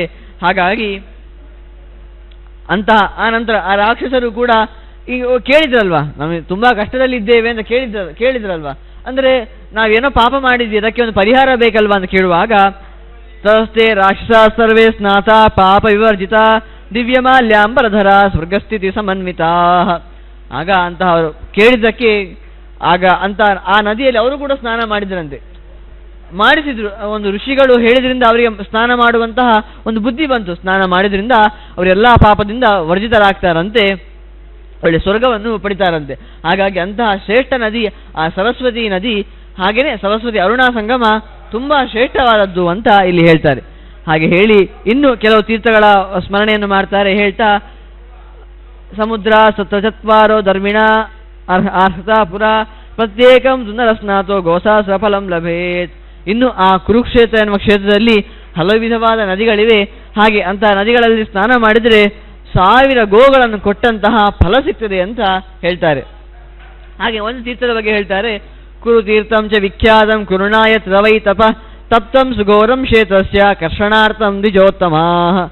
ಆಗ ಅವನು ಆ ಕುರುತೀರ್ಥ ಅಂತ ಒಂದು ತೀರ್ಥ ಇದೆ. ಅಲ್ಲಿ ಕುರು ಎನ್ನುವ ರಾಜ, ಮೊನ್ನೆ ನೋಡಿದ್ವಿ ನಾವು ಕತೆ, ಏನು ಕೇಳಿದ್ರೆ ಅವನು ಕರ್ಷಣೆ ಮಾಡಿದ್ದ, ಧರ್ಮವನ್ನೇ ಬಿತ್ತಿದ, ಕ್ಷಮಧಮಾದಿಗಳನ್ನೇ ತನ್ನ ಬಾಹುನಲ್ಲಿ ಏನು ಅಂತಹ ಗುಣ ಇದೆ ಅದನ್ನೇ ಬಿತ್ತಿದ ಅಂತ ಅಲ್ಲಿ ಹೇಳಿದ್ರು ಕುರು ತೀರ್ಥದಲ್ಲಿ. ಹಾಗಾಗಿ ಅಂತಹ ತೀರ್ಥದಲ್ಲಿ ಶ್ರೇಷ್ಠವಾದ ತೀರ್ಥ, ಅಲ್ಲಿ ಕೂಡ ಸ್ನಾನ ಮಾಡಬೇಕಾದಂಥದ್ದು ಹೇಳ್ತಾರೆ. ತೀರ್ಥೇಸ್ಮಿನ್ ಮಾನವ ನಿವಸಂತಿಹ ತೇ ಪ್ರಾಪ್ನುವಂತು ಸದನಂ ಬ್ರಾಹ್ಮಣ ಪರಮಾತ್ಮನಃ. ಇಂಥ ತೀರ್ಥದಲ್ಲಿ ಸ್ನಾನ ಮಾಡಿದರೆ ಅವನು ಖಂಡಿತವಾಗಿ ಸ್ವರ್ಗ ಅಲ್ಲ ಮೋಕ್ಷವನ್ನೇ ಪಡಲಿಕ್ಕೆ ಅವನು ಅರ್ಹನಾಗ್ತಾನೆ. ಯಾವಾಗಲೂ ಆ ದೇವರ ಒಂದು ಸ್ಥಾನ ಏನಿದೆ ಅದನ್ನು ಪಡಿತಾನೆ ಅಂತ ಹೇಳ್ತಾರೆ. ಹಾಗೆ ವಿಸ್ತಾರವಾಗಿ ಇನ್ನೂ ಹಲವು ತೀರ್ಥಗಳ ಸ್ಮರಣೆಯನ್ನು ಅಲ್ಲಿ ಮಾಡ್ತಾರೆ. ಹೇಳ್ತಾ ಒಂದು ತೀರ್ಥದ ಬಗ್ಗೆ ಹೇಳ್ತಾರೆ. ಅಲ್ಲಿ ಸ್ಥಾಣು ತೀರ್ಥಂ ತಥೋ ಗಚ್ಚೆ ಸಹಸ್ರಲಿಂಗ ಶೋಭಿತಂ ತತ್ರ ಸ್ಥಾಣುವಟಂ ದೃಷ್ಟ್ವಾ ಮುಕ್ತೋ ಭವತಿ ಕಿಲ್ಬಿಷೈ. ಆಗ ಸ್ಥಾಣ ತೀರ್ಥ ಅಂತ ಒಂದು ತೀರ್ಥ ಇದೆ, ಅಲ್ಲಿಗೆ ನೀನು ಹೋಗಬೇಕು ಅಂತ ಹೇಳ್ತಾರೆ. ಅಲ್ಲಿ ಹೋದರೆ ಅವನು ಎಲ್ಲ ದೋಷದಿಂದ ಮುಕ್ತನಾಗ್ತಾನೆ ಅಂತ ಇಷ್ಟು ಹೇಳ್ತಾರೆ. ಆಗ ಋಷಿಗಳು ಅದನ್ನು ಕೇಳ್ತಾ ಇದ್ದಾರಲ್ವ, ಈ ಕಥೆಯನ್ನು ಯಾರು ಹೇಳ್ತಾ ಇರುವಂಥದ್ದು? ರೋಮಾಶಣರು ಋಷಿಗಳಿಗೆ ಹೇಳ್ತಾ ಇರುವಂಥದ್ದು. ಆಗ ಋಷಿಗಳು ಈ ಹೇಳುವಾಗ ರೋಮಾಶಣರು ಇದರ ಬಗ್ಗೆ ಹೇಳ್ತಾರೆ, ತೀರ್ಥದ ಬಗ್ಗೆ ಹೇಳ್ತಾ ಇದ್ದಾರೆ. ಆಗ ಋಷಿಗಳು ಕೇಳ್ತಾರಂತೆ, ಏನು ಕೇಳಿದ್ರೆ ಸ್ಥಾಣು ತೀರ್ಥಸ್ಯ ಮಾಹಾತ್ಮ್ಯಂ ವಟಸ್ಯ ಚ ಮಹಾಮುನಿ ಸಾನ್ನಿಹತ್ಯ ಸರೋತ್ಪತ್ತಿಂ ಪೂರಣಂ ಪಾಶುನಾ ತತಃ ಲಿಂಗಾನಾಂ ದರ್ಶನಾತ್ ಪುಣ್ಯಂ ಸ್ಪರ್ಶನೇನ ಕಿಂ ಫಲಂ ತದೈವ ಸರಮಾಹಾತ್ಮ್ಯಂ ಬ್ರೂಹಿ ಸರ್ವಮಶೇಷತಃ. ಅಲ್ಲಿ ಸ್ಥಾಣು ತೀರ್ಥ ಅಂತ ಇದೆ, ಅಲ್ಲಿ ತುಂಬಾ ಲಿಂಗಗಳಿವೆ ಅಂತ ಹೇಳ್ತಾರೆ. ಅದರ ಬಗ್ಗೆ ಸ್ವಲ್ಪ ನನಗೆ ಹೇಳ್ತೀರಾ? ಏನು ತುಂಬಾ ಅದರ ಫಲ ಇದೆ ಅಂತ ಹೇಳ್ತಾ ಇದ್ದೀರಲ್ವಾ, ಸ್ವಲ್ಪ ವಿಸ್ತಾರವಾಗಿ ಅದರ ಬಗ್ಗೆ ಹೇಳಿ ಅಂತ ಆ ಋಷಿಗಳು ಕೇಳ್ತಾರೆ. ಅದಕ್ಕೆ ರೋಮಾಶಣರು ಹೇಳ್ತಾರೆ, ಶೃಣ್ವಂತು ಮುನಿಯ ಸರ್ವೇ ಪುರಾಣಂ ವಾ ಮನಂ ಮಹತ್ ಯಚ್ಛುತ್ವಾ ಮುಕ್ತಿಮಾಪ್ನೋತಿ ಪ್ರಸಾದಾತ್ ವಾಮನಸ್ಯತು ಶರತ್ಕುಮಾರಂ ಆಸೀನಂ ಸ್ಥಾಣೋರ್ವಟ ಸಮೀಪತ ಋಷಿಭಿರ್ವಾಲಿಕಿಲ್ಯಾದ್ಯೇ ಬ್ರಹ್ಮಪುತ್ರೈ ಮಹಾತ್ಮಭಿಃ ಮಾರ್ಕಂಡೇಯೋ ಮುನಿಸ್ತತ್ರ ವಿನಯೇನಾಭ್ಯಗಮ್ಯ ಚ ಪಪ್ರಚ್ಚ ಸರಮಾಹಾತ್ಮ್ಯಂ ಪ್ರಮಾಣಂ ಚ ಸಿದ್ಧಿಂ ತಥಾ. ಆಗ ಈ ಚೆನ್ನಾಗಿ ಕೇಳಿ, ಇದು ವಾಮನ ಪುರಾಣದಲ್ಲಿ ಬರುವಂತಹ ವಿಷಯ, ಅದನ್ನು ನೀವು ಚೆನ್ನಾಗಿ ಕೇಳಬೇಕು. ಇಲ್ಲೆಲ್ಲ ಉಂಟಲ್ವಾ, ಸನತ್ಕುಮಾರಾದಿಗಳೇ ದೊಡ್ಡ ಬ್ರಹ್ಮಪುತ್ರರು ಅಂತ ಹೇಳುವಂಥದ್ದು, ಅಂತಹ ದೊಡ್ಡ ಋಷಿಗಳೇ ಇಲ್ಲಿ ಬಂದು ತಪಸ್ಸು ಮಾಡ್ತಾರೆ. ಹಾಗಾಗಿ ತುಂಬಾ ಶ್ರೇಷ್ಠವಾದ ಸ್ಥಾನ ಇದು. ಹಾಗಾಗಿ ಅಂತಹ ಮಾರ್ಕಂಡೇಯ ಋಷಿಗಳು ಒಂದ್ಸಲ ಇದರ ಬಗ್ಗೆ ಕೇಳ್ತಾರಂತೆ, ಈ ನದಿ ಬಗ್ಗೆ ನಂಗೆ ತಿಳಿಬೇಕು ಅಂತ. ಏನು ಕೇಳ್ತಾರೆ ಹೇಳಿದ್ರೆ, ಬ್ರಹ್ಮಪುತ್ರ ಮಹಾಭಾಗ ಸರ್ವಶಸ್ತ್ರ ವಿಶಾರದ ಬ್ರೂಹಿಮೇ ಸರಮಾಹಾತ್ಮ್ಯಂ ಸರ್ವಪಾಪಕ್ಷಯಾವಹಂ. ನೀವು ನನಗೆ ಸ್ವಲ್ಪ ಈ ಮಹತ್ವದ ಈ ಸರಸ್ಸಿನ ಮಹತ್ವ ಏನು ಅಂತ ಚೆನ್ನಾಗಿ ತಿಳಿಸಿಕೊಡಬೇಕು. ಇದು ಯಾಕೆ ಕೇಳಿದರೆ ಇದೆಲ್ಲ ಪಾಪವನ್ನು ನಾಶ ಮಾಡುವಂಥದ್ದು ಅಂತ. ಯಾಕೆಂದರೆ ಎಲ್ಲ ಪಾಪ ಹೇಗೆ ನಾಶ ಆಗ್ತದೆ, ಅಷ್ಟು ಫಲ ಎಂತ ಅದಕ್ಕೆ ಕೇಳಿದರೆ, ಅಲ್ಲಿ ಈ ತೀರ್ಥದ ಸ್ಮರಣೆಯನ್ನು ಮಾಡುವಾಗ ಕಥೆಯನ್ನು ಹೇಳ್ತಾರಲ್ವ, ಅದರಲ್ಲಿ ತುಂಬ ತತ್ವಗಳನ್ನು ಹೇಳ್ತಾರೆ ಹೇಗಿರಬೇಕು ಅಂತ. ಹಾಗಿದ್ರೆ ಎಲ್ಲ ಪಾಪ ಪರಿಹಾರ ಆಗ್ತದೆ. ಅದಕ್ಕೋಸ್ಕರ ಆ ತೀರ್ಥದ ಮಹತ್ವವನ್ನು ಚೆನ್ನಾಗಿ ಕೇಳ್ತಾ ಅದರ ಹಿಂದಿನ ಕಥೆ ಏನು ಅಂತ ತಿಳಿಬೇಕು. ಅಲ್ಲಿ ಹೇಳ್ತಾರೆ, ಆ ಕಥೆಯನ್ನು ಕೂಡ ಹೇಳ್ತಾರೆ. ಆ ನದಿ ಬಗ್ಗೆ ಮೊದಲಿಗೆ ಹೇಳ್ತಾರೆ, ಪ್ರದಕ್ಷಿಣಾಯ ಯತ್ಪುಣ್ಯಂ ತೀರ್ಥ ಸ್ನಾನೇನ ಯತ್ ಫಲಂ ಗುಹ್ಯೇಶು ಚೈವ ದೃಷ್ಟೇಶು ಯತ್ಪುಣ್ಯಂ ಅಭಿಜಾಯತೆ ದೇವದೇವಯುತಾಸ್ಥಾಣು ಸರ್ವ ಮಧ್ಯೆ ವ್ಯವಸ್ಥಿತ ಕಿಮರ್ಥಂ ಪಾಂಶುನಾಶಕ ತೀರ್ಥಂ ಪೂರಿತವಾನ್ ಪುನಃ. ಇಲ್ಲಿ ನಾವು ಕೇಳ್ತೇವೆ, ಈ ಸರಸ್ಸಿನ ಮಧ್ಯದಲ್ಲಿ ಸ್ಥಾಣು ರೂಪದಲ್ಲಿ ಶಿವನೇ ಇದ್ದಾನೆ ಅಂತ ಕೇಳ್ತೇವೆ ನಾವು. ಶಿವ ಯಾಕೆ ಇದ್ದಾನೆ, ಅವನ ಕಥೆ ಏನು ಅಂತ ಮಾರ್ಕಂಡೇಯರು ಏನೋ ಸ್ವಲ್ಪ ಸ್ವಲ್ಪ ಕೇಳಿದ್ದಾರೆ ಕತೆ, ಅದನ್ನು ವಿಸ್ತಾರವಾಗಿ ಹೇಳಿ ಅಂತ ಕೇಳ್ತಾ ಇದ್ದಾರೆ. ಸ್ಥಾಣ ತೀರ್ಥಸ್ಯ ಮಾಹಾತ್ಮ್ಯಂ ಚಕ್ರತೀರ್ಥಸ್ಯ ಯತ್ ಫಲಂ ಸೂರ್ಯತೀರ್ಥಸ್ಯ ಮಾಹಾತ್ಮ್ಯಂ ಸೋಮತೀರ್ಥಸ್ಯ ಬ್ರೂಹಿಮೆ ಅಂತ ಹೇಳ್ತಾ ಈ ಸ್ಥಾಣ ತೀರ್ಥದ ಮಹತ್ವ ಅಂತ ಇನ್ನು ಸ್ವಲ್ಪ ವಿಸ್ತಾರವಾಗಿ ಹೇಳಿ ಅಂತ ಹೇಳ್ತಾ, ಬ್ರೂಹಿ ದೇವಾದಿ ದೇವಸ್ಯ ಮಾಹಾತ್ಮ್ಯಂ ದೈವ ತತ್ವತಃ ವಿರಿಂಚಸ್ಯ ಪ್ರಸಾದೇನ ವಿದಿತಂ ಸರ್ವಮೇವ ಚ. ಆಗ ಇದು ನಾನು ಚೆನ್ನಾಗಿ ನೀವು ಹೇಳಬೇಕು. ಯಾಕೆ ಕೇಳಿದರೆ, ಆ ವಿರಿಂಚನ ಪ್ರಸಾದ ಏನಿದೆ, ವಿರಿಂಚ ಅಂತೇಳಿ ಬ್ರಹ್ಮನ ಪ್ರಸಾದ, ಅದು ಯಾವಾಗಲೂ ಕೂಡ ನಾವೊಂದು ತಿಳಿದಿದ್ದೇವೆ ಅಂತ ಹೇಳುವಾಗ ಅದು ಹಿಂದಿನಿಂದ ಬಂದಿದೆ ಅಂತ ತಿಳಿಬೇಕು. ನಾವು ಏನೋ ನಾವೇ ಒಂದು ಹೊಸತ್ತಾಗಿ ಎಕ್ಸ್ಕ್ಲೂಸಿವ್ ಆಗಿ ವಿಷಯವನ್ನು ಹೇಳ್ತಾ ಇದ್ದೇವೆ ಅಂತಲ್ಲ, ಅದು ಹಿಂದಿನಿಂದಲೂ ಕೂಡ ಪರಂಪರೆಯಿಂದ ಬಂದಂಥದ್ದು. ನಾವೀಗೇನು ಮಾಡ್ತೇವೆ, ಇದು ನಾನೇ ಹೇಳಿರುವಂಥದ್ದು ಅಂತ ಏನೋ ಅಹಂಕಾರ ತೋರಿಸ್ತೇವೆ. ಹಾಗಿಲ್ಲ, ಈ ಪುರಾಣ ಹೇಳ್ತದೆ, ಮೊದಲಿಗೆ ಈ ವಿಷಯವನ್ನು ಮೊದಲು ಯಾರು ಹೇಳಿದ್ರು ಅದನ್ನು ಮೊದಲು ಹೇಳಬೇಕು. ಆ ವಿರಿಂಚ ಮೊದಲು ಹೇಳಿದ್ದಲ್ಲ, ಅವನ ಪ್ರಸಾದದಿಂದ ನೀವು ಹೇಳಿ ಅಂತ ಹೇಳುವಾಗ, ಆಗ ಮಾರ್ಕಂಡೇಯ ವಚ ಶ್ರುತ್ವಾ ಬ್ರಹ್ಮಾತ್ಮಸಮಃ ಮುನಿ ಅಧಿಭಕ್ತ್ಯಾದು ತೀರ್ಥಸ್ಯ ಪ್ರವಣೀಕೃತ ಮಾನಸ ಪರ್ಯಂಕಂ ಶಿಥಿಲೀಕೃತ್ಯ ನಮಸ್ಕೃತ್ವಾ ಮಹೇಶ್ವರಂ ಕಥಯಾಮಾಸ ತತ್ಸರ್ವಂ ಯಚ್ಛ್ರುತಂ ಬ್ರಹ್ಮಣಃ ಪುರಾ. ಅದೇ ಆ ಬ್ರಹ್ಮನಿಂದ ತಿಳಿದಿರುವಂಥದ್ದನ್ನು ಆ ಮಾರ್ಕಂಡೇಯರು ಕೇಳುವಾಗ ಆ ಸನತ್ಕುಮಾರರು ಹೇಳ್ತಾರಂತೆ. ಆ ಬ್ರಹ್ಮ ಸನತ್ಕುಮಾರರಿಗೆ ಹೇಳಿದ, ಆ ಸನತ್ಕುಮಾರರು ಆ ಮಾರ್ಕಂಡೇಯನಿಗೆ ಹೇಳ್ತಾರಂತೆ ಆ ತೀರ್ಥದ ಮಹತ್ವ ಎಂತ ಅಂತ. ಅವ್ರು ಹೇಳ್ತಾರೆ, ನಮಸ್ಕೃತ್ಯ ಮಹಾದೇವಂ ಈಶಾನಂ ವರದಂ ಶಿವಂ ಉತ್ಪತ್ತಿಂಚ ಪ್ರವಕ್ಷ್ಯಾಮಿ ತೀರ್ಥಾನಾಂ ಬ್ರಹ್ಮಭಾಷಿತಾಂ ಪೂರ್ವಮೇ ಕಾರಣಮೇ ಘೋರೆ ನಷ್ಟೇ ಸ್ಥಾವರ ಜಂಗಮೇ ಬೃಹದಂಡಂ ಅಭೂದೇಕಂ ಪ್ರಜಾನಾಂ ಬೀಜ ಸಂಭವಂ. ಅದೇನು ಹೇಳ್ತಾರೆ ಕೇಳಿದರೆ, ಆ ಹಿಂದೆ ಆ ಮೊದಲು ಸೃಷ್ಟಿಯನ್ನೇ ಹೇಳಲಿಕ್ಕೆ ಪ್ರಾರಂಭ ಮಾಡ್ತಾರೆ. ಸೃಷ್ಟಿ ಯಾವ ರೀತಿಯಾಗಿ, ಜಗತ್ತಿನ ಸೃಷ್ಟಿ ಯಾವ ರೀತಿಯಾಗಿ ಆಯಿತು ಅಂತ. ಅಲ್ಲ ವಿಜ್ಞಾನವೇ ಹೇಳ್ತೇವಲ್ಲ ಕೇಳಿದರೆ, ವಿಜ್ಞಾನ ಹೇಳಿದ್ದು ಅದು ಏನು, ಅದು ವ್ಯತ್ಯಾಸ ಆಗ್ತಾನೆ ಹೇಳ್ತೇವೆ. ಒಂದು ಬಾರಿ ಇಷ್ಟು ವರ್ಷಗಳ ಕಾಲ ಅಂತ ಹೇಳ್ತೇವೆ, ಇನ್ನೊಂದು ಬಾರಿ ಇನ್ನೂ 4.5 ವರ್ಷ ಈಗ ಹೇಳ್ತಾ ಇದೆ, 4.5 ಬಿಲಿಯನ್ ವರ್ಷಗಳ ಕಾಲ ಅಂತ. ಅದು ವ್ಯತ್ಯಾಸ ಆಗ್ತಾ ಇರ್ತದೆ. ಆದರೂ ಕೂಡ ಮೂಲವಾಗಿ ಸೃಷ್ಟಿ ಯಾವ ರೀತಿಯಾಗಿ ಆಯಿತು ಅಂತ ಇಲ್ಲಿ ಹೇಳ್ತಾರೆ ತಸ್ಮಿನ್ನಂಡೇ ಸ್ಥಿತೋ ಬ್ರಹ್ಮ ಶಯನಾಯೋಪಚಕ್ರಮೇ ಸಹಸ್ರಯುಗ ಪರ್ಯಂತಂ ಸುಪ್ತ್ವಾ ಸಹ ಪ್ರತ್ಯಬುದ್ಧತ. ಏನಾಯ್ತು ಕೇಳಿದರೆ, ಆ ನಾರಾಯಣ ಏನು ಕೇಳಿದರೆ, ಅವನು ಮಲಗಿದ್ದ ಕೇಳಿ ಯೋಗ ನಿದ್ರೆ. ಅವನೇ ಮಲಗಿದ್ರೆ ಇಡೀ ಜಗತ್ತೇ ಮಲಗಬೇಕಲ್ವಾ, ಹಾಗಾಗಿ ಯೋಗ ನಿದ್ರೆಯಲ್ಲಿದ್ದ. ಆಗ ಏನಾಯಿತು, ಅವನು ತನ್ನ ನಾಭಿಯಲ್ಲಿ ಒಂದು ಕಮಲ ಹುಡ್ತದಂತೆ. ಆ ಕಮಲ ಹುಡ್ತದೆ, ಆಗ ಅವನು 50 ವರ್ಷಗಳ ಕಾಲ ಮಲಗ್ತಾನೆ ಅಂತ. ಅದೇನು 50 ವರ್ಷಗಳ ಕಾಲ ಅಂತ ಹೇಳ್ತಾರೆ. ಸುಪ್ತೋತಿರಸ್ತದಾ ಬ್ರಹ್ಮ ಶೂನ್ಯಂ ಲೋಕಂ ಅಪಶ್ಯತ ಸೃಷ್ಟಿಂ ಚಿಂತಯತಸ್ತಸ್ಯ ರಜಸಾ ಮೋಹಿತಸ್ಯ ಚ. ಏನಾಯಿತು, ಆ ನಾರಾಯಣ ಏನು ಸೃಷ್ಟಿ ಮಾಡಲಿಕ್ಕೆ ಅಂತ ಹೊರಟ, ನಾಭಿಯಲ್ಲಿ ಬ್ರಹ್ಮ ಹುಟ್ಟಿದ. ಅವನು 50 ವರ್ಷಗಳ ಕಾಲ ಮಲಗಿದ್ದ ಅಂತ ಹೇಳಿದರೆ ಅದು ಬ್ರಹ್ಮಕಲ್ಪದ 50 ವರ್ಷ. ಅವನ 50 ವರ್ಷ ಎಷ್ಟು ಅಂತ ಹೇಳುವಾಗ ಅದು ಕೇವಲ ಅವನ ಒಂದು ದಿನವೇ 864 ಕೋಟಿ ವರ್ಷ ಅಂತ ಹೇಳ್ತಾರೆ. ಇನ್ನು ಅಷ್ಟು ಒಂದು ದಿನ 864 ಕೋಟಿ ವರ್ಷ ಅಂತ ಹೇಳಿ, ನಮ್ಮ ಒಂದು ದಿನ ಅಂದ್ರೆ ಅವನ ಒಂದು ದಿನ ಉಂಟಲ್ವಾ, ನಮ್ಮ ಎಷ್ಟು ದಿನಕ್ಕೆ ಸಮಾನ ಕೇಳಿದ್ರೆ 864 ಕೋಟಿ ವರ್ಷ ಅಂತ. ಆ 864 ಕೋಟಿ ವರ್ಷ ಇಂಟ 360, ಒಂದು ವರ್ಷಕ್ಕೆ 360 ದಿನ ಅಂತ ಇಟ್ಕೊಂಡ್ರೆ ಇಂಟು 50 ಮಾಡಬೇಕು. ಅಷ್ಟು ವರ್ಷಗಳ ಕಾಲ ಮಲಗಿದ್ದ ಅಂತ. ಆ ನಾರಾಯಣ ಯೋಗ ನಿದ್ರೆಯಲ್ಲಿದ್ದ. ಅವನ ನಾಭಿಯಲ್ಲಿ ಬ್ರಹ್ಮ ಹುಟ್ಟಿದ. ಆ ಬ್ರಹ್ಮ ಹುಟ್ಟಿ ಅವನು ಮೊದಲಿಗೆ ಯೋಚನೆ ಮಾಡ್ತಾನಂತೆ, ಇದು ಏನಿದು ಸೃಷ್ಟಿ ಮಾಡಬೇಕಲ್ವ ನಾನು ಅಂತ ಯೋಚನೆ ಮಾಡ್ತಾನಂತೆ. ಸೃಷ್ಟಿ ಮಾಡ್ತಾ ಇಲ್ಲಿ ಏನಿಲ್ಲ ಅಂತ ಯೋಚನೆ ಮಾಡ್ತಾನಂತೆ. ಅವನಿಗೆ ಗೊತ್ತೇ ಆಗ್ತಿಲ್ಲ ಏನು ಮಾಡಬೇಕು ಅಂತ. ನಾರಾಯಣ ಹುಟ್ಟಿಸಿದ ಬ್ರಹ್ಮನನ್ನು, ಆದರೆ ಏನು ಮಾಡಬೇಕು ಗೊತ್ತಾಗ್ತಿಲ್ಲ. ಇಡೀ ಜಗತ್ತೆಲ್ಲ ಖಾಲಿ ಇದೆ, ಏನು ಮಾಡಬೇಕು ಅಂತ ಹೇಳುವಾಗ, ಯಾಕಂತ ಕೇಳಿದ್ರೆ ಆ ಬ್ರಹ್ಮ ಹುಟ್ಟಿರುವಂಥದ್ದೇ ಆ ರಜಸ್ಸಿನ ಗುಣದಿಂದ, ಅಂದರೆ ಸತ್ವ ರಜೋ ತಮೋ ಗುಣ ಅಂತಿದೆ. ಆ ನಾರಾಯಣ ಆ ಸತ್ವಗುಣಕ್ಕೆ ನಿಯಾಮಕ ಅಂತ ಆದರೆ ಅದನ್ನು ಬಿಡಲೇ ಇಲ್ಲ ಅಂದರೆ ಜಗತ್ತಿಗೆ, ರಜೋಗುಣವನ್ನು ಮಾತ್ರ ಬಿಟ್ಟ. ಆ ರಜೋಗುಣದಿಂದ ಇವನು ಹುಟ್ಟಿದ, ಆ ರಜೋಗುಣದ ಬ್ರಹ್ಮ ಹುಟ್ಟಿದ. ರಜೋಗುಣದ ಏನು ವ್ಯವಸ್ಥೆ ಕೇಳಿದರೆ ಸಂಶಯ ಬರುವಂಥದ್ದು, ಏನು ಮಾಡಬೇಕು ಗೊತ್ತಾಗೋದಿಲ್ಲ. ಆ ಸಂಶಯಕ್ಕೆ ಆ ಬ್ರಹ್ಮ ಒಳಗಾದ ಅಂತೆ. ಆಗ ರಜಸೃಷ್ಟಿಗುಣಂ ಪ್ರೋಕ್ತಂ ಸತ್ವಂ ಸ್ಥಿತಿಗುಣಂ ವಿದು ಉಪಸಂಹಾರ ಕಾಲೇ ಚ ತಮೋ ಗುಣ ಪ್ರವರ್ತತೆ. ಆಗ ಗುಣಾದಿತ ಸ ಭಗವಾನ್ ವ್ಯಾಪಕ ಪುರುಷ ಸ್ಮೃತ ತೇನೇದಂ ಸಕಲಂ ವ್ಯಾಪ್ತಂ ಯತ್ಕಿಂಚಿತ್ ಜೀವ ಸಂಹಿತಂ.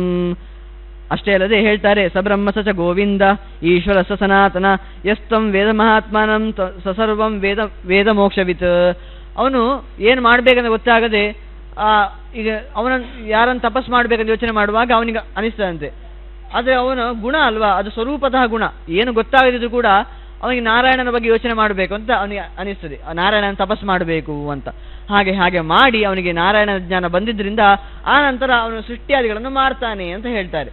ಎಲ್ಲ ಇಡೀ ಜಗತ್ತಿನ ಸೃಷ್ಟಿಯನ್ನು ಆ ಕಾರಣದಿಂದ ಮಾಡ್ತಾನೆ ಅಂತ ಹೇಳ್ತಾ ಇಷ್ಟು ಹೇಳ್ತಾರೆ. ಆ ನಂತರ ಒಬ್ಬ ಜ್ಞಾನಿ ಮುಕ್ತನಾಗಬೇಕಂತಾದ್ರೆ ಏನು ಮಾಡಬೇಕು ಅಂತ ಹೇಳ್ತಾರೆ.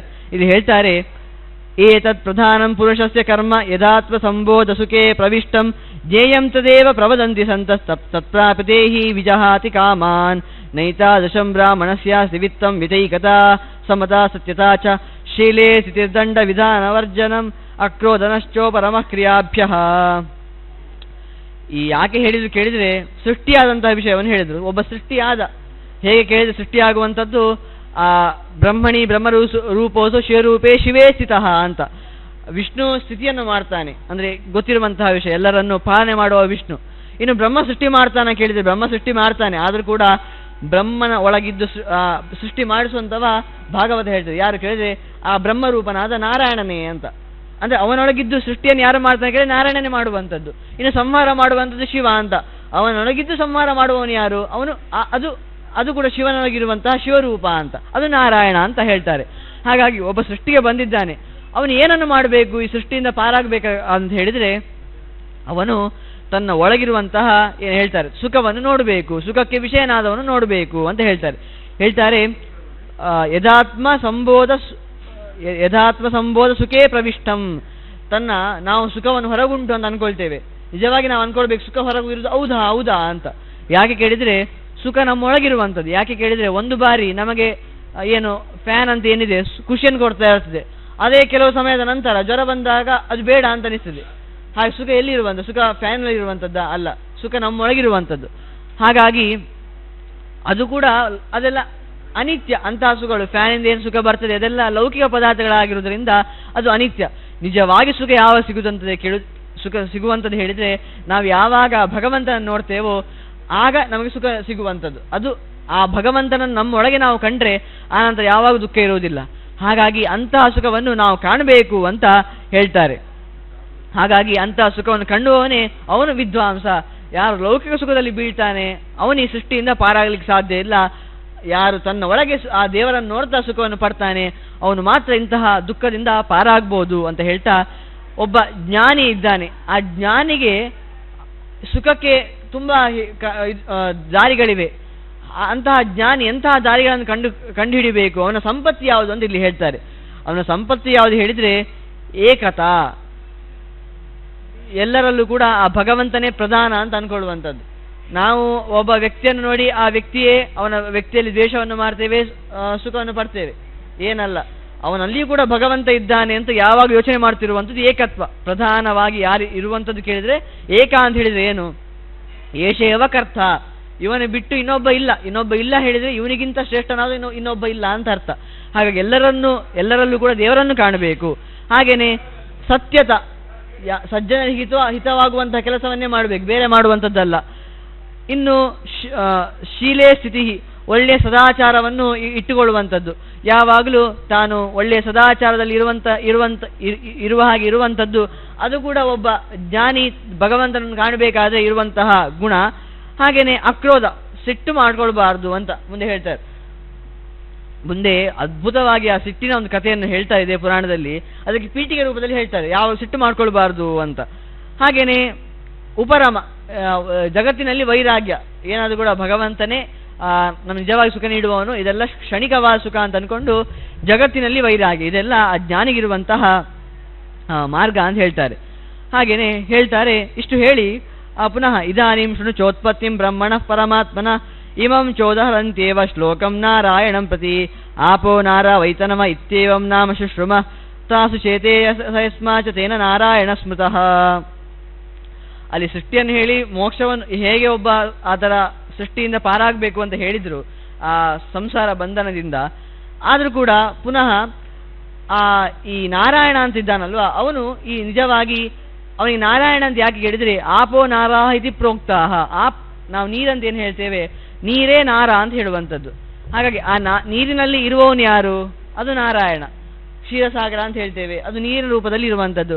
ಹಾಗಾಗಿ ಅಂತಹ ನಾರಾಯಣ ಮೊದಲಿಗೆ ತನ್ನ ನಾಭಿಯಲ್ಲಿ ಬ್ರಹ್ಮನನ್ನು ಸೃಷ್ಟಿ ಮಾಡಿದರೆ, ಆನಂತರ ವಿಬುದ್ಧ ಸಲಿಲೇ ತಸ್ಮಿನ್ ವಿಜ್ಞಾಯ ಅಂತರ್ಗತಂ ಜಗತ್ ಅಂಡಂ ಬಿಭೇದ ಭಗವಾನ್ ತಸ್ಮಾದೋ ಮಿತ್ಯಜಾಯತ ತಥೋ ಭೂರಭವತ್ ತಸ್ಮಾತ್ ಭುವ ಇತ್ಯಮರ ಸ್ಮೃತ ಸ್ವಶಬ್ದ ತೃತೀಯೋ ಭೂತ್ ಪೂರ್ವ ಸ್ವೇತಿ ಸಂಹಿತಃ. ಅಲ್ಲಿ ಏನಾಯಿತು, ಆ ಬ್ರಹ್ಮನ ನಾಭಿಯಿಂದ ಬ್ರಹ್ಮ ಹುಟ್ಟಿದ್ರೆ ಆ ಬ್ರಹ್ಮ ಇಡೀ ಬ್ರಹ್ಮಾಂಡವನ್ನು ಸೃಷ್ಟಿ ಮಾಡಿದ. ಹೇಗೆ ಕೇಳಿದರೆ ಭೂಹು ಭುವಃ ಸ್ವಹ ಅಂತ, ಅಂದರೆ ಇಡೀ 14 ಲೋಕ ಅಂತೇನಿದೆ, ಮೇಲೆ 7 ಲೋಕ, ಕೆಳಗೆ 7 ಲೋಕ, ಕೆಳಗೆ ಪಾತಾಳಾದಿ ಲೋಕಗಳು, ಮೇಲೆ ಭೂಹು ಭುವಃ ಸ್ವಹ ಮಹಾಜನ ತಪ ಸತ್ಯಂ ಅಂತ ಮೇಲೆ ಈ 7 ಲೋಕಗಳನ್ನು ಇದೆಲ್ಲ ಸೃಷ್ಟಿ ಮಾಡಿದ. ಅದರಿಂದ ಏನಾಯಿತು, ತಸ್ಮಾದೇ ಸಮವತ್ ತಸ್ಸವಿತು ವರೇಣ್ಯಮ್ಯತ್ ಉದಕಂ ಶೋಷಯಾಮಾಸ ತೇಜೋ ಅಂಡವನಿಸ್ಮೃತಂ ಕಾಠಿನ್ಯ ಧರಣಿ ಜ್ಞೇಯ ಭೂತಾನಾಂ ಧಾರಿಣೀ ಸಹ ಧಾರಿಣೀ ಸಹ ಯಸ್ಮಿನ್ ಸ್ಥಾನೇ ಸ್ಥಿತಂ ಹ್ಯಂಡಂ ತಸ್ಮಿನ್ ಸನ್ನಿಹಿತಂ ಸರಹ. ಆನಂತರ ಏನಾಯಿತು, ಅದರೊಟ್ಟಿಗೆ ಭೂಮಿ ಕೂಡ ಸೃಷ್ಟಿಯಾಯಿತು. ಭೂಮಿ ಹೇಗೆ ಸೃಷ್ಟಿಯಾಯ್ತು ಕೇಳಿದರೆ, ಆ ಬ್ರಹ್ಮ ಏನು 14 ಲೋಕಗಳನ್ನು ಸೃಷ್ಟಿ ಮಾಡುವಾಗ ಆ ಭೂಮಿಯನ್ನು ಕೂಡ ಸೃಷ್ಟಿ ಮಾಡಿದ. ಆ ಭೂಮಿಯಲ್ಲಿ ಏನು ನಾವು ತೀರ್ಥಗಳಂತ ಏನಿದೆ ಅದೆಲ್ಲ ಸೃಷ್ಟಿಯಾಯಿತು ಅಂತ ಇಷ್ಟು ಹೇಳ್ತಾರೆ. ವಿಸ್ತಾರವಾಗಿ ಆ ನದಿಗಳ ಒಂದು ವರ್ಣನೆಯನ್ನು ಕೂಡ ಪುನಃ ಮಾಡ್ತಾರೆ. ಅಲ್ಲಿ ಹೇಳ್ತಾರೆ, ಇಷ್ಟೆಲ್ಲ ಸೃಷ್ಟಿ ಆಯ್ತಲ್ವ, ಇನ್ನು ಜನರೆಲ್ಲ ಹೇಗೆ ಹುಟ್ಟಿದ್ರು ಅಂತ ಕೇಳ್ತಾರೆ. ಅಲ್ಲಿ ಹೇಳ್ತಾರೆ, ನಾಭಿಸ್ಥಾನೆ ಯದುದುಕಂ ಬ್ರಹ್ಮಣೋ ನಿರ್ಮಿತಂ ಮಹತ್ ಮಹಸರಹ ತೇನ ಪೂರ್ಣಂ ವಿಮಲೇ ನವರಾಂಬಸ ಮನಸಾ ಮಾನಸಾಜ ಸನಕಾದ್ಯ ಮಹಾಶ್ರಯಃ ಪುನಶ್ಚಿಂತಯಸ್ತಸ್ಯ ಪ್ರಜಾ ಕಾಮಸ್ಯ ಧೀಮತ ಉತ್ಪನ್ನ ಋಷಯ ಸಪ್ತ ತೇ ಪ್ರಜಾಪತಯೋ ಭವನ್.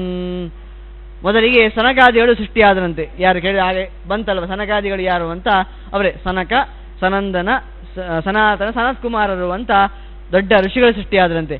ಆದರೆ ಅವರೆಲ್ಲ ಸೃಷ್ಟಿ ಮುಂದುವರಿಬೇಕಾದ್ರೆ ಏನಾಗಬೇಕು, ಮದುವೆ ಆಗಬೇಕು. ಅವರೆಲ್ಲ ಸನ್ಯಾಸಿಗಳಾಗಿ ಹೋದ್ರಂತೆ, ಮದುವೆ ಆಗಲಿಲ್ಲ. ಆನಂತರ ಪುನಃ 7 ಋಷಿಗಳನ್ನು ಯೋಚನೆ ಮಾಡ್ತಾ ಆಗ 7 ಋಷಿಗಳು ಸೃಷ್ಟರಾದರಂತೆ. ಹಾಗೆ ತೇ ಸದಾ ಸ್ನಾನ ನಿರತ ದೇವಾಚನ ಪರಾಯಣ ಉಪವಾಸೇವ ದೈಸ್ತೀವ್ರೇ ಶೋಷಯಂತಿ ಕಲೇವರಂ ವಾನಪ್ರಸ್ಥೇನ ವಿಧಿನ ಅಗ್ನಿಹೋತ ಸಮನ್ವಿತ ತಪಸಾ ಪರಮೇಣೇಯ ಶೋಷಯಂತಿ ಕಲೇವರಂ. ಅವರೆಲ್ಲ ಎಂಥವ್ರು ಕೇಳಿದರೆ, ಆ ಋಷಿಗಳೆಲ್ಲ ಯಾವಾಗಲೂ ಸ್ನಾನವನ್ನು ಮಾಡ್ತಾ ಯಾವಾಗಲೂ ಸದಾಚಾರದಲ್ಲಿ ಯಾವಾಗಲೂ ಒಳ್ಳೆಯ ಆಚಾರವನ್ನು ಮಾಡಬೇಕು ಅಂತ ಅಂದ್ಕೊಂಡು ಇರುವವರಂತೆ. ಅವರೇನು ಮಾಡಿದ್ರು ಅಂತ ಮುಂದೆ ಹೇಳ್ತಾರೆ. ತದಕಾಲೇನ ಮಹತ ಉಮಯಾಸ ಶಂಕರ ಆಕಾಶ ಮಾರ್ಗೇಣ ತದಾ ದೃಷ್ಟ್ವಾ ದೇವಿ ಸುದುಃಖಿತಾ ಪ್ರಸಾದ ದೇವದೇವೇಶಂ ಶಂಕರಂ ಪ್ರಾಸುವ್ರತ ಕ್ಲಿಶ್ಯಂತೆ ತೇ ಮುನಿಗಣ ದೇವದಾರು ವನಾಶ್ರಮ. ಒಂದು ಕಥೆಯನ್ನು ಪ್ರಾರಂಭ ಮಾಡ್ತಾರೆ. ಹಾಗೆ ಏನು ಬಂದಿತ್ತು, ಕ್ರೋಧದಲ್ಲಿದ್ದರೆ ಅದು ಏನು ಪ್ರಯೋಜನ ಇಲ್ಲ ಅಂತ ಅದನ್ನು ತಿಳಿಸುವಂತಹ ಕಥೆ. ಅವರು ಏನು ಕೇಳಿದರೆ, ಅಂತಹ ಋಷಿಗಳು ಏನು ಮಾಡ್ತಾ ಇದ್ರು ಕೇಳಿದರೆ, ಯಾವಾಗಲೂ ತುಂಬ ದೇಹವನ್ನೇ ತುಂಬ ದಂಡನೆ ಮಾಡ್ಕೊಳ್ತಾ ಇದ್ರಂತೆ. ಈಗ ನಾವು ಕೂಡ ಕೆಲವು ಉಪವಾಸಾದಿಗಳನ್ನು ಮಾಡ್ತಾ ದಂಡನೆ ಮಾಡ್ಕೊಳ್ತೇವೆ.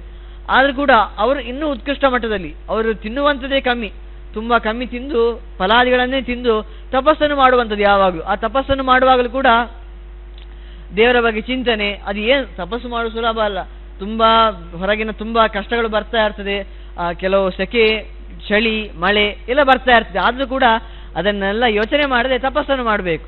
ಹಾಗೆ ತಪಸ್ಸು ಮಾಡ್ತಾ ಇದ್ದಾರೆ. ಯಾಕೆ ಕೇಳಿದರೆ, ರುದ್ರನ ಪ್ರಸಾದ ಆಗಬೇಕು, ರುದ್ರ ಸಂತೋಷನಾಗಬೇಕು ಅಂತ, ರುದ್ರನ ಪ್ರಸಾದ ಆಗಬೇಕು ಅಂತ ಮಾಡ್ತಾ ಇದ್ದಾರೆ ಅವರು. ಹಾಗೆ ಎಷ್ಟು ಮಾಡಿದ್ರು ಕೂಡ ರುದ್ರ ಸಿಗಲಿಲ್ಲ, ಅಂದರೆ ರುದ್ರ ಬರಲೇ ಇಲ್ಲ. ಆಗೇನಾಯಿತು, ಆಕಾಶ ಮಾರ್ಗದಲ್ಲಿ ಪಾರ್ವತಿ ದೇವಿ ಹೋಗ್ತಾ ಇದ್ದಾಳಂತೆ. ಅಂದರೆ ಪಾರ್ವತಿ ದೇವಿ ರುದ್ರ ಇಬ್ಬರು ಹೋಗ್ತಾ ಇದ್ದಾರೆ. ಹೋಗ್ತಾ ಅವಳು ನೋಡ್ತಾಳಂತೆ, ಮುನಿಗಳನ್ನೆಲ್ಲ ನೋಡ್ತಾಳಂತೆ. ನೋಡಿ ಅನ್ಕೊಳ್ತಾಳಂತೆ, ಅಲ್ಲ ಇವರೆಲ್ಲ ರುದ್ರನಿಗಾಗಿ ತಪಸ್ ಮಾಡ್ತಾ ಇದ್ದಾರೆ, ರುದ್ರ ನೀನು ಯಾಕೆ ಹೋಗ್ತಾ ಇಲ್ಲ? ಅವ್ರು ಕರಿತಾ ಇದ್ದಾರೆ, ನಿನ್ನ ಪ್ರಸಾದ ಬೇಕು ಅಂತ ಕರಿತಾ ಇದ್ದಾರೆ, ನೀನು ಹೋಗ್ಬೇಕಲ್ವಾ ಅಂತ ಕೇಳ್ತಾ ಇದ್ದಾರಂತೆ. ಆಗ ಆದರೂ ಕೂಡ ತಚ್ಛುತ್ವ ವಚನಂ ದೇವ್ಯಾ ಪಿನಾಕಿ ಪಾಚಿತಾಂತಕ ಪ್ರೋವಾಚ ಪ್ರಹಸನ್ಮೂರ್ಧಿ ಚಾರುಚಂದ್ರಾಂಶ ಶೋಭಿತಃ. ಆಗ ರುದ್ರ ಅವಳು ಹೇಳಿದ್ದನ್ನು ನೋಡಿ ಹೇಳ್ತಾನಂತೆ. ಪಿನಾಕದರ್ಕ, ಅವನ ಪಿನಾಕ ಪಾಣಿ ಅಲ್ವಾ, ಅದನ್ನಿಟ್ಕೊಂಡು ಅಂತಹ ರುದ್ರ ಹೇಳ್ತಾನಂತೆ, ನವೇಸಿ ದೇವಿ ತತ್ವೇನ ಧರ್ಮಸ್ಯ ಗಹನಾ ಗತಿ ನೈತೇ ಧರ್ಮಂ ವಿಜಾನಂತಿ ನಚಕಾಮ ವಿವರ್ಜಿತಾ. ದೇವಿ ನೀನೇನೋ ಹೊರಗಿನ ಒಂದು ಆಚರಣೆಯನ್ನು ನೋಡಿ ಏನೋ ತುಂಬಾ ತಪಸ್ ಮಾಡ್ತಾ ಇದ್ದಾರೆ, ತುಂಬಾ ಕಷ್ಟ ಬಿಡ್ತಾ ಇದ್ದಾರೆ ಅಂತ ಅನ್ಕೊಳ್ತಾ ಇದ್ದಿ. ಇದೆಲ್ಲ ಧರ್ಮವೇ ಅಲ್ಲ, ಮುಖ್ಯವಾಗಿ ಇದು ಧರ್ಮ ಅಲ್ಲ. ಅವ್ರ ಧರ್ಮ ಯಾವ್ದು ಗೊತ್ತುಂಟು? ಮುಖ್ಯವಾಗಿ ಕಾಮಾದಿಗಳನ್ನು ಬಿಡಬೇಕು. ಏನು ಆಸೆ ಅಂತ ಇದೆ ಅದನ್ನು ಮೊದಲು ಬಿಡಬೇಕು, ಅದು ಧರ್ಮ. ನೀನು ಬರೀ ಅವರ ಹೊರಗಿನ ಆಚರಣೆಯನ್ನು ನೋಡಿ ತುಂಬಾ ಧರ್ಮದಲ್ಲಿದ್ದಾರೆ, ಇದು ನಾವು ಮಾಡುವಂಥ ತಪ್ಪು. ನಾವು ಕೂಡ ಹೊರಗೆ ಅವರ ಆಚರಣೆ ನೋಡಿ ಒಬ್ಬ ಏನು ಧರ್ಮದಲ್ಲಿದ್ದಾರೆ ಅಂತ ಅನ್ಕೊಳ್ತೇವೆ, ಒಳ್ಳೆ ಗುಣವನ್ನು ಅನ್ಕೊಳ್ಳು ಸರಿ, ಆದ್ರೂ ಕೂಡ ಇದೇ ಮೋಕ್ಷಕ್ಕೆ ಕಾರಣ, ಇದು ಬಿಟ್ಟು ಬೇರೆ ಇಲ್ಲ ಅಂತ ಅನ್ಕೊಳ್ಳು ತಪ್ಪು ಅಂತ. ಆ ಪಾರ್ವತಿ ದೇವಿ ಕೂಡ ನಮಗೆ ತಿಳಿಸ್ಲಿಕ್ಕೋಸ್ಕರ ಅದ್ಭುತವಾಗಿ ಕಥೆ ಮೂಡಿ ಬರ್ತದೆ. ಅವನು ಮೊದಲು ಕೇಳ್ತಾಳೆ, ಕೇಳುವಾಗ ಏನು ಧರ್ಮದಲ್ಲಿದ್ದಾರಲ್ಲ ಹೇಳುವಾಗ ರುದ್ರ ಹೇಳ್ತಾನೆ, ಇದೆಲ್ಲ ಧರ್ಮವೇ ಅಲ್ಲ, ಯಾಕೆ ಕೇಳಿದ್ರು ಕಾಮವನ್ನೇ ಬಿಡ್ಲಿಲ್ಲ ಅಂತ ಹೇಳ್ತಾ, ನಜ ಕ್ರೋಧೇನ ನಿರ್ಮುಕ್ತ ಕೇವಲ ಮೂಢ ಬುದ್ಧಯ ಏತಚ್ಯುತ್ವಾ ಬ್ರವಿದ್ದೇವಿ ಮಾಮೈವಂ ಶಂಸಿತವ್ರತಾನ್. ಆಗ ಅವ್ರು ಹೇಳ್ತಾಳೆ, ಇವರೆಲ್ಲ ಕ್ರೋಧವನ್ನೇ ಬಿಡ್ಲಿಲ್ಲ, ಮುಖ್ಯವಾಗಿ ಅವರು ತಪಸ್ಸು ಮಾಡ್ತಾ ಇದ್ದಾನಂತಾದರೆ ಮೊದಲು ಸಿಟ್ಟನ್ನು ಬಿಡಬೇಕು.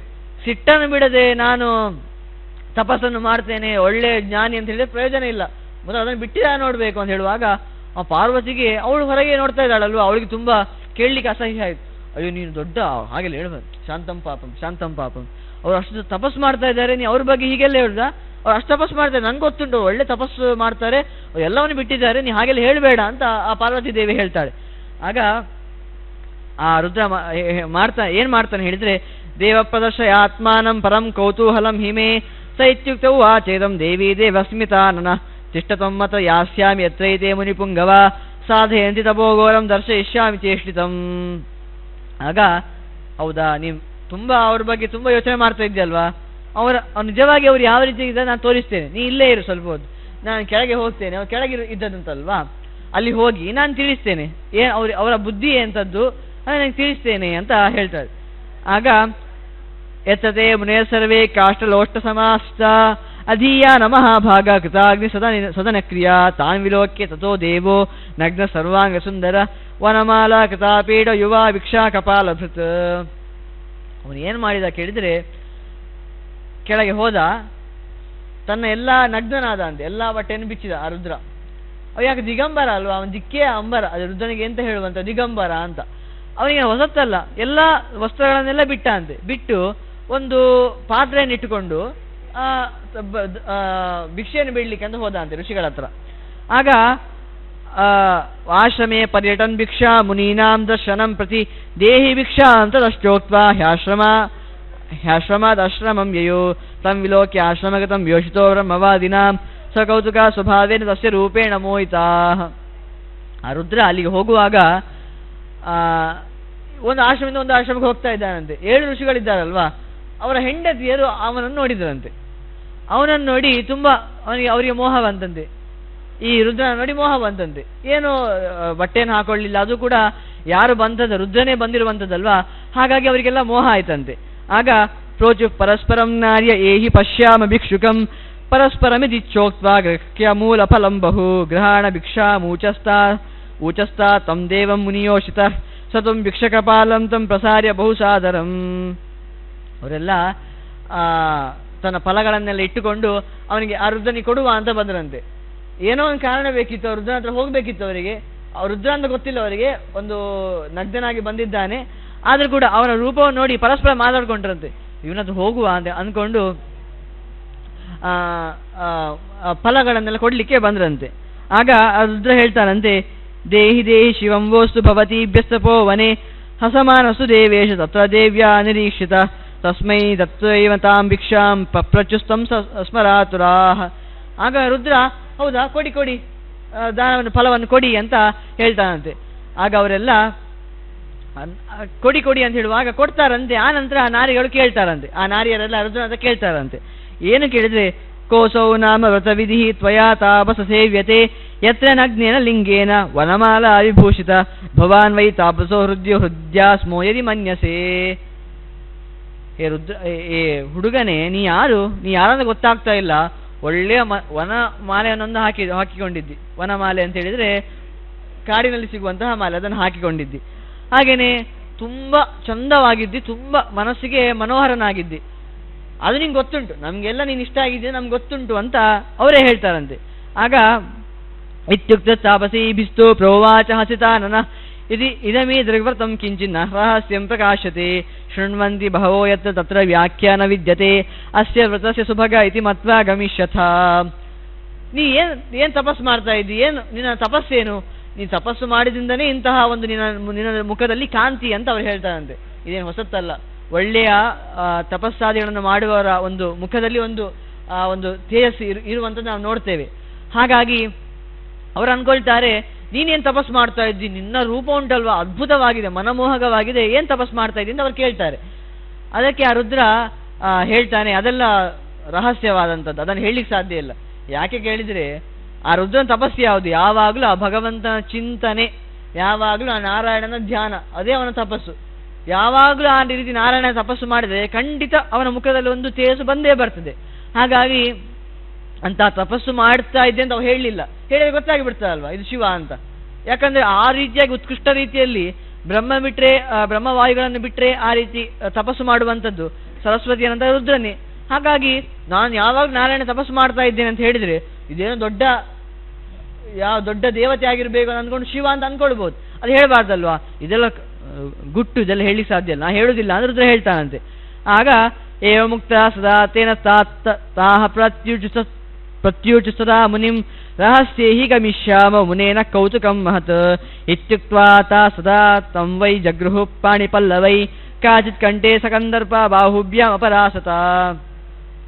ಆಗ ಅವನು ಹೇಳುವುದಿಲ್ಲ ಅಂತ ಹೇಳಿದ.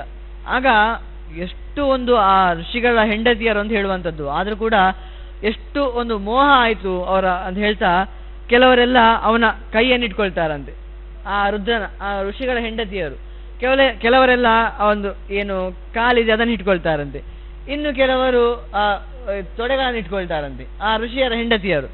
ಆಗ ಕ್ಷೋಭಂ ವಿಲೋಕ್ಯ ಮುನಯ ಆಶ್ರಮೇಶು ತಯೋಷಿತಾಂ ಹನ್ಯತಾ ಮಿತಿ ಸಂಭಾಷ್ಯ ಕಾಷ್ಟಪಾಷಾಣ ಪಾಣಯ. ಆಗ ಹೇಗಾಗಿರ್ಬೇಡ, ಋಷಿಗಳಿಗೆ ಎಲ್ರಿಗೂ ಬೇಕಾಬಿಟ್ಟು ಸಿಟ್ಟು ಬಂದಂತೆ. ಇವರೆಲ್ಲ ಸತ್ಯ ಅಂದರೆ ಇವನನ್ನೀಗ ಅವ್ರು ಹೇಳ್ತಾರೆ, ಇವರೆಲ್ಲ ಸಾಯ್ಬೇಕೀಗ, ಅಂದರೆ ಹೀಗೆಲ್ಲ ಯಾರೋ ಬಂದಿದ್ದಾನೆ ಅವನೇ ಅದು ಹಿಂದೆ ಹೋಗ್ತಾ ಇದ್ದಾರಲ್ಲ, ಇವರೆಲ್ಲ ಸಾಯ್ಬೇಕು ಅಂತ ಶಾಪ ಹಾಕ್ತಾರಂತೆ, ಬೈತಾರಂತೆ. ಆಗ ಪಾತಯಂತಿ ಸ್ಮ ದೇವಸ್ಯ ಲಿಂಗ ಮುದ್ರುದ್ಯ ಭೀಷಣಂ ಪಾತಿದೆ ತೋ ಲಿಂಗೆ ಗತ ಅಂತರ್ಧಾನಮೀಶ್ವರ. ಸಾಯ್ಬೇಕು ಅಂತ ಹೇಳುವಂಥದ್ದು ಆ ರುದ್ರನಿಗೆ, ಅಂದರೆ ಇವನಿಗೆ ಕಾಣಬಾರ್ದು, ಅವ್ರಿಗೆ ಗೊತ್ತಿಲ್ಲ, ರುದ್ರ ಅಂತ ಅವ್ರಿಗೆ ಕೂಡ ಗೊತ್ತಿಲ್ಲ. ಹಾಗಾಗಿ ಇವನಿಗೆ ಇಲ್ಲಿ ಇರಬಾರ್ದು ಅಂತ ಅನ್ಕೊಳ್ತಾರಂತೆ. ಆಗ ರುದ್ರ ಗೊತ್ತಾಗ್ಲಿಲ್ಲ ಅದು ಯಾರಿಗೆ ಇಲ್ಲ ಅಂತ ಹೇಳಿ ಯಾರಿಗಂತ ಗೊತ್ತಾಗ್ಲಿಲ್ಲ. ಹಾಗಾಗಿ ಅವರೆಲ್ಲ ಆ ರುದ್ರ ಮತ್ತೆ ಇಲ್ಲೇ ಇಲ್ವಾ, ರುದ್ರನನ್ನು ಹೇಗೆ ಆರಾಧನೆ ಮಾಡ್ತಾ ಇದ್ರು, ಆ ಋಷಿಗಳು ಕೂಡ ಆರಾಧನೆ ಮಾಡ್ತಾ ಇದ್ರು ರುದ್ರನನ್ನು, ಯಾಕಂದ್ರೆ ದೊಡ್ಡ ದೇವತೆ ಅಲ್ವಾ. ಆದ್ರೂ ಹಾಗೆ ಹೇಳುವಾಗ ಇವನಿನ್ನು ಇರಬಾರ್ದು ಅಂತ ಹೇಳಿದ್ರಲ್ವಾ, ಆ ರುದ್ರನೇ ಕಾಣದಾಗ ಆಯ್ದಂತೆ. ಅವ್ರಿಗೆ ಗೊತ್ತಿಲ್ಲದೆ ಹೇಳಿರ್ಬೋದು ನೀನು ಇರಬಾರ್ದು ಇಲ್ಲಿಗೆ ಅಂತ, ಆದ್ರೂ ಕೂಡ ರುದ್ರ ಮತ್ತೆ ಕಾಣಲಿಲ್ಲ ಅಂತೆ. ಇವರಿಗೆ ಸಂಕಟ ಆಯ್ತು, ಅಯ್ಯೋ ರುದ್ರನ ಕಾಣ್ತಾವೇ ಇಲ್ಲ, ಲಿಂಗವೇ ಕಾಣ್ತಾ ಇಲ್ಲ ಒಂದು ಕೂಡ ಅಂತ. ಆಗ ಉವಾಚೈಕೋ ಮುನಿವರಸ್ತತ್ರ ಬುದ್ಧಿಮತಾಂಬರ ನವಯಂ ವಿದ್ಮ ಸದ್ಭಾವಂ ತಾಪಸಸ್ಯ ಮಹಾತ್ಮನಃ ವಿರಿಂಚಂ ಶರಣಂ ಯಾಮ ಸೈ ಯಾಜ್ಞಾಸ ಚೇಷ್ಟಿತಂ ಏ ಮುಕ್ತ ಸರ್ವೇವ ಋಷೀಣೋ ಲಜ್ಜಿತಾ ಭೃಶಂ. ಆಗ ಆ ಋಷಿಮುನಿಗಳೆಲ್ಲ ಬ್ರಹ್ಮನ ಹತ್ರ ಹೋಗ್ತಾರಂತೆ. ಏನು ಆಗ್ತಾ ಇದೆ ಗೊತ್ತಾಗ್ತಾ ಇಲ್ಲ, ಏನು ಸಮಸ್ಯೆ ಆಗಿದೆ, ಅದಕ್ಕೋಸ್ಕರ ಎಲ್ಲರೂ ಕೂಡ ಆ ಬ್ರಹ್ಮನ ಹತ್ರ ಹೋಗ್ತಾರಂತೆ. ಯಾಕಂದ್ರೆ ಒಂದು ಲಿಂಗವೇ ಇಲ್ಲ, ಪೂಜೆ ಮಾಡಬೇಕಂದ್ರೆ ಲಿಂಗ ಬೇಕು, ಎಂತ ಕಾಣ್ತಾ ಇಲ್ಲ ಅಂತ ಆ ಕಾರಣಕ್ಕೆ ಹೋಗ್ತಾರಂತೆ. ಆಗ ಬ್ರಹ್ಮಣ ಸದನಂ ಜಗ್ಮು ದೇವೈ ಸಹ ನಿಷೇವಿತಂ ಪ್ರಣಿಪತ್ಯಾದ ದೇವೇಶಂ ಲಜ್ಜಯಾದೋಮುಖ ಸ್ಥಿತ ಅತತಾನ್ ದುಃಖಿತಾ ದೃಷ್ಟ ಬ್ರಹ್ಮಾವಚನಮ ಬ್ರವೀತ್ ಅಹೋ ಮುಗ್ಧ ಯದಾಯಂ ಕ್ರೋಧೇನ ಕಲುಷೀಕೃತಾ. ಹೇಳ್ತಾನೆ, ಎಲ್ಲರೂ ಅಧೋಮುಖರಾಗಿದ್ದಾರೆ, ಎಲ್ಲರಿಗೂ ಗೊತ್ತಾಯ್ತು ನಾವು ತಪ್ಪು ಮಾಡಿದ್ದೇವೆ, ಯಾರಿಗೊಬ್ಬನಿಗೆ ಶಾಪ ಕೊಟ್ಟಿದ್ದೇವೆ, ಅವನ ಬಗ್ಗೆ ಮುಂದೆ ಹಿಂದೆ ತಿಳಿಯದೆ ಶಾಪ ಕೊಟ್ಟಿದ್ದೇವೆ, ಹಾಗಾಗಿ ನನಗೆ ಇಂತಹ ಪಾಪ ಬಂದಿದೆ ಅಂತ ಎಲ್ಲರೂ ಅಧೋಮುಖ. ಎಲ್ಲರೂ ಬ್ರಹ್ಮನಂತರ ಮುಖ ತೋರಿಸಲಿಕ್ಕೆ ಅವರಿಗೆ ಧೈರ್ಯ ಇಲ್ಲ, ನಾವೇ ಮಾಡಿದ ತಪ್ಪನ್ನು ಗೊತ್ತಿದೆ, ಹಾಗಾಗಿ ಎಲ್ಲರೂ ಖಿನ್ನರಾಗಿದ್ದಾರೆ, ಮುಖ ತೋರಿಸ್ಲಿಕ್ಕೆ ಆಗ್ತಾ ಇಲ್ಲ. ಆಗ ಆ ಬ್ರಹ್ಮ ಹೇಳ್ತಾನಂತೆ, ನೀವೆಲ್ಲ ಮೂಢರು ಅಂತ. ಯಾಕೆ ಕೇಳಿದರೆ, ಕ್ರೋಧದಿಂದ ಆವೃತರಾಗಿದ್ದೀರಿ, ನಿಮಗೆಲ್ಲ ಸಿಟ್ಟುಂಟಲ್ವಾ, ಅದಕ್ಕೋಸ್ಕರ ನಿಮಗೆ ಇಂತಹ ಪರಿಸ್ಥಿತಿ ಬಂತು ಅಂತ. ನ ಧರ್ಮಸ್ಯ ಕ್ರಿಯಾ ಕಾಚಿ ಜ್ಞಾಯತೆ ಮೂಢಬುದ್ಧಯ ಶ್ರೂಯತಾಂ ಧರ್ಮ ಸರ್ವಸಂ ತಾಪಸಾ ಕ್ರೂರಚೇಷ್ಟಿತಾ. ನಿಮಗೆಲ್ಲ ಉಂಟಲ್ವಾ, ಸುಮ್ಮನೆ ನಾವು ಧರ್ಮವನ್ನು ಮಾಡ್ತಾ ಇದ್ದೇವೆ ಅಂತ ಅಂದ್ಕೊಳ್ತಾ ಇದ್ದೇವೆ. ನಿಮಗೆ ನಿಜವಾಗಿ ಧರ್ಮ ಅಂದರೆ ಏನಂತವೇ ಗೊತ್ತಿಲ್ಲ. ನಿಮಗೆ ಧರ್ಮ ಗೊತ್ತಿಲ್ಲ, ನೀವೆಲ್ಲ ಉಂಟಲ್ವಾ ಹೇಳ್ತಾ ಕ್ರೂರಚೇಷ್ಟಿತ, ಏನು ಕರ್ಮ ಮಾಡ್ಬೇಕಂತ ಗೊತ್ತಿಲ್ಲ ಅಂತ. ದೊಡ್ಡ ಋಷಿಮುನಿಗಳು ಅವರಿಗೆ ಹೇಳುವಂತಹ ಮಾತು ಈ ಬ್ರಹ್ಮ. ಋಷಿಮುನಿಗಳಿಗೆ ಈ ರೀತಿಯಾಗಿ ಮಾತು ಹೇಳ್ತಾನೆ ಅಂತ ಆದರೆ ಬ್ರಹ್ಮ, ನಮ್ಮ ಪರಿಸ್ಥಿತಿ ಏನು ಅಂತ ನಾವು ಅಂದ್ಕೊಳ್ತೇವೆ. ನಾವು ಧರ್ಮಾತ್ಮರು ಅಂತ. ನಾವು ಧರ್ಮವನ್ನೇ ಮಾಡ್ತಾ ಇಲ್ಲ ಅಂತ ಅಂದ್ಕೊಳ್ಳೋದಕ್ಕಿಂತ ನಮ್ಮ ಬಗ್ಗೆ ನಾವು ಪರಾಮರ್ಶೆ ಮಾಡ್ಕೊಳ್ಬೇಕು, ನಿಜವಾಗಿ ನಾವು ಧರ್ಮದಲ್ಲಿದ್ದೇವಾ ಅಂತ. ಆ ಋಷಿಗಳಿಗೆ ಪರಾಮರ್ಶೆ ಮಾಡಿಕೊಳ್ಳುವಂತೆ ಮಾಡಿದ ಆ ಬ್ರಹ್ಮ. ಹಾಗೆ ಏನು ಹೇಳ್ತಾನೆ ಕೇಳಿದ್ರೆ, ವಿದಿತ್ವಾ ಯದ್ ದಕ್ಷಿಪ್ರಂ ಧರ್ಮಸ್ಯ ಫಲಮಾಪ್ನಿಯಾತ್ ಯೋಸೌ ಆತ್ಮನ್ ದೇಹೇಸ್ಮಿನ್ ವಿಭುರ್ನಿತ್ಯೋ ವ್ಯವಸ್ಥಿತ ತದ ಕರ್ಮ ವಶಾದ್ ಭುಂಕ್ತಿಯ ಸಂಭೋಗ ಸರ್ವಜ್ಞಾರಕಾನ್ ತನ್ಮನ ಶೋಧೇ ಧೀಮಾ ಜ್ಞಾನ ಯೋಗಾದಿ ಉಪಕ್ರಮೈ. ನೋಡಿ, ನಿಜವಾಗಿ ಧರ್ಮ ಯಾವ್ದು ಗೊತ್ತುಂಟಾ? ಯಾವಾಗಲೂ ಭಗವಂತನ ಕಾಣ್ತಾ ಇರಬೇಕು, ಅದು ಧರ್ಮ. ಅದು ಕಾಣೋ ಸುಲಭ ಇಲ್ಲ. ಹೇಗೆ ಕಾಣ್ಬೇಕು ಕೇಳಿದರೆ, ಯಾವಾಗಲೂ ನಿಮ್ಮ ಮನಸ್ಸಿನ ಶುದ್ಧತೆಯನ್ನು ಕಾಪಾಡಿಕೊಳ್ಳಿ, ಇಷ್ಟೇ ಉತ್ತರ. ನಿಮ್ಮ ಮನಸ್ಸನ್ನು ನೀವು ನಿಮ್ಮ ಹತೋಟಿಯಲ್ಲಿ ಇಟ್ಟುಕೊಂಡಿದ್ದೀರಾ ಅಂತಾದರೆ ನೀವು ಧರ್ಮವಂತರು ಅಲ್ವಾ. ಬರೀ ಡಾಂಬಿಕತನದಿಂದ ಇಡೀ ದಿನ ತಪಸ್ಸು ಅಂತ ಹೇಳಿಕೊಂಡು, ಅಥವಾ ಜಪಾದಿಗಳನ್ನು ಮಾಡ್ತೇನೆ, ಪಾರಾಯಣಾದಿಗಳನ್ನು ಮಾಡ್ತೇನೆ, ಪಾಠ ಪ್ರವಚನಾದಿಗಳನ್ನು ಮಾಡ್ತೇನೆ, ಇಷ್ಟು ಹೇಳ್ಕೊಂಡು ನೀವು ಧರ್ಮಾತ್ಮ ಅಂತ ಅಂದ್ಕೊಂಡ್ರೆ ಶುದ್ಧ ಮೂಢರು ನೀವು. ನಿಮಗೆ ಧರ್ಮ ಗೊತ್ತಿಲ್ಲ. ನೀವು ಧರ್ಮಾತ್ಮರಂತಾದ್ರ ಮನಸ್ಸಿನ ಹತೋಟಿಯನ್ನು ಮೊದಲು ತೆಗೆದುಕೊಳ್ಳಿ. ಅದು ಬಿಟ್ಟು ಬೇರೆ ದಾರಿ ಇಲ್ಲ. ಧರ್ಮಾತ್ಮರಂತ ಆಗುವುದಕ್ಕೆ ಇದೊಂದೇ ದಾರಿ ಅಂತ ಹೇಳ್ತಾನೆ. ಆ ಮನಸ್ಸುಂಟಲ್ವಾ, ಕರ್ಮವನ್ನು ತರುವಂಥದ್ದೇ ಆ ಮನಸ್ಸು. ಚಂಚಲಮ್ಮಿ ಮನ ಕೃಷ್ಣ ಪ್ರಮಾದಿ ಬಲವದೃಢಂ ಅಂತ ಇದು ಕೃಷ್ಣ ಹೇಳುವಂಥ ಉತ್ತರ. ಅದಕ್ಕಿಂತ ಮುಂಚೆ ಹೇಳ್ತಾನೆ, ಆತ್ಮೈವ ಹ್ಯಾತ್ಮನೋ ಬಂಧು ಆತ್ಮೈವ ರಿಪುರ ಆತ್ಮನಃ ಅಂತ ಭಗವದ್ಗೀತೆ ಹೇಳುವಂಥದ್ದು. ಮನಸ್ಸೇ ಉಂಟಲ್ವಾ, ಅದು ಕೀಲಿಕೈ ಅಂತ. ಯಾಕೆ ಗೊತ್ತುಂಟಾ? ಅದು ಬೀಗ ಹಾಕ್ಲಿಕ್ಕೂ ಕಾರಣ, ಬೀಗ ತೆಗಿಲಿಕ್ಕೂ ಕಾರಣ. ಬೀಗ ಹಾಕೋದು ಕೇಳಿದರೆ ಕರ್ಮ ಬಂಧಕ್ಕೆ ಸಿಲುಕುವಂಥದ್ದು. ಇಡೀ ಸಂಸಾರದಲ್ಲಿ, ಈಗ ನಾವು ಸಂಸಾರದಲ್ಲೇ ತುಂಬ ಆಸಕ್ತಿಯನ್ನು ಪಡೆದಿದ್ದೇವೆ ಹೇಳಿದರೆ ಅದಕ್ಕೆ ಕಾರಣ ಯಾವುದು? ಮನಸ್ಸೇ ಅಲ್ಲ. ದೇವರ ಬಗ್ಗೆ ನಾವು ಏನು ತುಂಬ ಆಸೆಯನ್ನು ಪಟ್ಟಿದ್ದೇವೆ, ಅದಕ್ಕೆ ಯಾವುದು ಕಾರಣ? ಮನಸ್ಸೇ. ಹಾಗಾಗಿ ನಾವು ಸಂಸಾರದ ಬಗ್ಗೆ ಯೋಚನೆ ಮಾಡ್ತಾ ಇದ್ದರೆ ಅದು ಬಂಧಕ್ಕಾಗ್ತದೆ. ಕರ್ಮ ವಶವಾಗಿ ಸ್ವರ್ಗ ನರಕ ಇದರಲ್ಲಿ ತಿರುಗ್ತಾ ಇರಬೇಕಾಗ್ತದೆ. ಅದೇ ದೇವರಲ್ಲಿ ಮನಸ್ಸು ಮಾಡಿದ್ದೇವೆ ಅಂತಾದರೆ ಅದು ಮೋಕ್ಷಕ್ಕೆ ಹೇತುವಾಗ್ತದೆ. ಅದು ಬಂಧಕ ಅಂತ ಏನಿದೆ ಅದರ ನಿವಾರಣೆಗೆ ಹೇತುವಾಗ್ತದೆ. ಹಾಗಾಗಿ ಆ ಮನಸ್ಸೇ ಹೇತು. ಹಾಗಾಗಿ ನೀವು ಏನು ಮಾಡಬೇಕು? ಮೊದಲು ಮನಸ್ಸನ್ನು ಶುದ್ಧ ಮಾಡ್ಕೊಳ್ಳಿ, ಆ ನಂತರ ಎಲ್ಲ ಧರ್ಮವನ್ನು ಮಾಡಿ ಅಂತ ಹೇಳ್ತಾರೆ. ಶುದ್ಧಿಮಾಪ್ನೋತಿ ಪುರುಷ ಸಂಶುದ್ಧಂ ಯಸ್ಯನೋ ಮನಃ ಕ್ರಿಯಾ ಹಿ ನಿಯಮಾರ್ಥಾಯ ಪಾತಕೇಭ್ಯ ಪ್ರಕೀರ್ತಿತಾ. ಒಬ್ಬ ಪುರುಷ ಅಂತ ಇದ್ದಾನಲ್ವ, ಒಬ್ಬ ವ್ಯಕ್ತಿ ಹೇಗೆ ಶುದ್ಧತೆಯನ್ನು ಕಾಪಾಡಿಕೊಳ್ಬೇಕು ಹೇಳಿದರೆ ಆ ಮನಸ್ಸಿಗೆ ಟ್ರೈನಿಂಗ್ ಮಾಡಬೇಕು. ಸರಿಯಾಗಿರು ಅಂತ. ಅದು ಇದಕ್ಕೆ ಇಲ್ಲಿ ಹೇಳ್ತಾರೆ, ಕ್ರಿಯಾ ಹಿ ನಿಯಮಾರ್ಥಾಯ. ಆ ಕ್ರಿಯೆಗಳನ್ನೇ ಹೇಳಿದ್ದಾರೆ. ಕ್ರಿಯೆ ಅಂತ ಹೇಳಿದರೆ ಅದಕ್ಕೆ ಕೂಡ ಇದೇ ಏನು, ಆ ಮನಸ್ಸಿನ ಶುದ್ಧತೆ ಕೂಡ ಏನು ಕ್ರಿಯೆ ಅಂತ ಹೇಳಿದರೆ ಆ ಭಗವಂತ ಉಪವಾಸಾದಿಗಳನ್ನು ಮಾಡುವುದು ಅದಕ್ಕೆ ಕಾರಣ, ಆ ಮನಸ್ಸಿನ ಶುದ್ಧತೆಗೆ ಕಾರಣ. ಅದೇ ಧರ್ಮ ಅಲ್ಲ. ಧರ್ಮ ಯಾವುದು ಹೇಳಿದರೆ ಮನಸ್ಸಿನ ಶುದ್ಧತೆ ಧರ್ಮ. ಇದೆಲ್ಲ ತಪಸ್ಸು ವ್ರತಾದಿಗಳನ್ನು ಮಾಡುವಂಥದ್ದು ಆ ಮನಸ್ಸಿನ ಶುದ್ಧತೆಗೆ ಕಾರಣ ಅಂತ. ಅದು ಸುಲಭ ಇಲ್ಲ. ಮನಸ್ಸುಂಟಲ್ವಾ, ಅದು ಚಂಚಲ ಆಗ್ತಾನೆ ಇರ್ತದೆ. ಅಲ್ಲ, ಯಾರಿಗಾದರೂ ಈಗ ಇಷ್ಟು ಋಷಿಗಳಿಗೆ ಬೈತಾ ಇದ್ದಾರಲ್ವಾ ಬ್ರಹ್ಮದೇವರು, ಯಾಕೆ ಸಿಟ್ಟು ಬಂದ್ರೆ ಯಾಕೆ ಎಂದು ಯೋಚನೆ ಮಾಡುವ. ತನ್ನ ಹೆಂಡತಿಯರು ಯಾರೋ ಒಬ್ಬ ವ್ಯಕ್ತಿಯನ್ನು ಮುಟ್ತಾ ಇದ್ದಾರೆ, ಅವ್ರಿಗೆ ಗೊತ್ತಿಲ್ಲ ಅದು ರುದ್ರ ಅಂತಲೂ ಗೊತ್ತಿಲ್ಲ. ರುದ್ರ ಅಂತ ಗೊತ್ತಿಲ್ಲದೆ ಶಾಪವನ್ನು ಕೊಟ್ಟು ಬಿಟ್ಟರೆ ಹೌದು. ಆದರೂ ಕೂಡ ತನ್ನ ಹೆಂಡತಿಯರೆಲ್ಲ ಅಷ್ಟು ತಪಸ್ಸನ್ನು ನಾವು ಮಾಡ್ತೇವೆ, ಆದರೆ ನಮ್ಮ ಹೆಂಡತಿಯರು ಅನಾಚಾರವನ್ನು ಮಾಡ್ತಾ ಇದ್ದಾರೆ, ಅದಕ್ಕೋಸ್ಕರ ಸಿಟ್ಟು ಬಂದದ್ದು. ಆ ಸಿಟ್ಟು ಕೂಡ ಬರಬಾರ್ದೆನ್ನುವ ಹಾಗೆ, ಅಂದರೆ ಸಿಟ್ಟು ಬಂದೇ ಬರ್ತದೆ. ಆದರೆ ಅವರು ಪರಾಮರ್ಶೆ ಮಾಡಲಿಲ್ಲ. ಅವರು ಯಾರ ಬಗ್ಗೆ ಯೋಚನೆ ಮಾಡ್ತಾ ಇದ್ದಾರೆ ಆ ಹೆಂಡತಿಯರು ಅಂದರೆ ಯೋಚನೆ ಮಾಡಲಿಲ್ಲ. ಶಿವನೇ ಬಂದಿದ್ದಾನೆ, ಆದರೂ ಕೂಡ ಏನು ಯೋಚನೆ ಮಾಡಿದೆ, ಆ ಶಿವನಿಗೆ ಶಾಪ ಕೊಟ್ಟು ಬಿಟ್ಟಿದ್ದಾರಲ್ವ, ಅದಕ್ಕೆ ಬೈತಾ ಇದ್ದಾನೆ ಆ ಬ್ರಹ್ಮ. ಅದಕ್ಕೆ ಕೃಷ್ಣ ಹೇಳುವಂತೆ ಅಂತಹ ಮನಸ್ಸು ವ್ಯಗ್ರ ಆಗ್ತಾ ಇರ್ತದೆ. ಏನು ಮಾಡ್ಬೇಕು ಹೇಳಿದರೆ, ಚಂಚಲಮ್ಮಿ ಮನ ಕೃಷ್ಣ ಪ್ರಮಾತಿ ಬಲವದೃಢಂ ಅಂತ ಅರ್ಜುನ ಹೇಳಿದರೆ, ಅಸಂಶಯಂ ಮಹಾಬಾಹೋ ಮನೋದುರ್ನಿಗ್ರಹಂ ಚಲಂ ಅಭ್ಯಾಸೇನ ಕೌಂತೆಯ ವೈರಾಗ್ಯನ ಗೃಹ್ಯತೆ. ಅಭ್ಯಾಸ ಮಾಡಬೇಕು. ನನಗಿದು ಬೇಡ, ಇದು ಒಳ್ಳೆಯದಲ್ಲ, ಈ ರೀತಿ ಸಿಟ್ಟು ಮಾಡ್ಕೊಳ್ಬಾರ್ದು, ಈ ರೀತಿ ಇಂತಹ ಆಸೆ ಪಡಬಾರ್ದು ಅಂತ.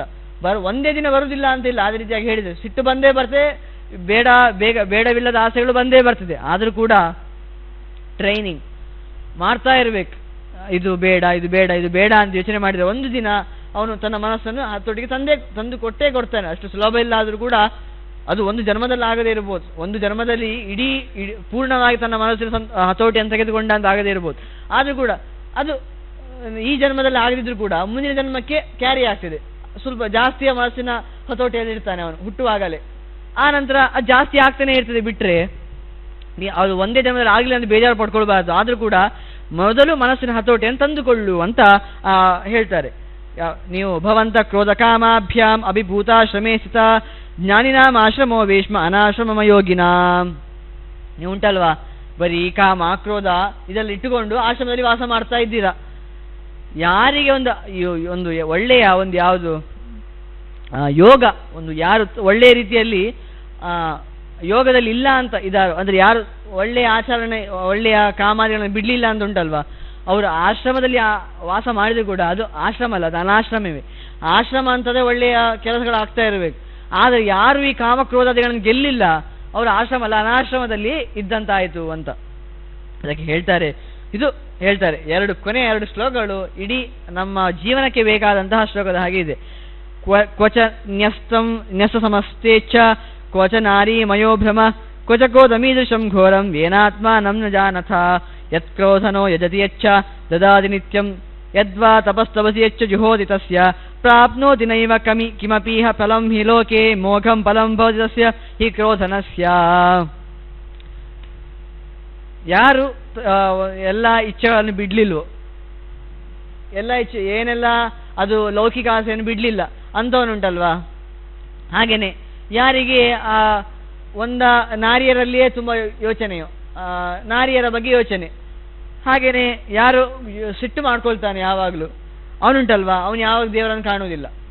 ಯಾವಾಗ 3 ಹೇಳ್ತಾರೆ ನೋಡಿ, ಯಾರಿಗೆ ಯಾವಾಗ ವಿಷಯಗಳಲ್ಲಿ ಆಸಕ್ತಿ, ಯಾರಿಗೆ ನಾರಿಯರಲ್ಲಿ ಆಸಕ್ತಿ, ನಾರಿಯರಂತ ಹೇಳುವಾಗ ಅದು ಸ್ತ್ರೀಯರಿಗೆ ಹೇಳಿಲ್ಲ ಅಂತಲ್ಲ, ನಾರಿಯರಿಗೆ ಸ್ತ್ರೀಯರಿಗೆ ಹೇಳಿಲ್ಲ ಅಂದರೆ ಯಾವಾಗಲೂ ಪುರುಷರಲ್ಲಿ ಆಸಕ್ತಿ, ಪುರುಷರಿಗೆ ಆಗುವಾಗ ಯಾವಾಗ ನಾರಿಯರಲ್ಲಿ ಆಸಕ್ತಿ, ಇನ್ನು ಯಾವಾಗ ಕ್ರೋಧ ಮಾಡ್ಕೊಳ್ತಾನಲ್ವಾ, ಇದು 3 ಅವನು ದೇವರನ್ನು ಕಾಣುವುದಿಲ್ಲ.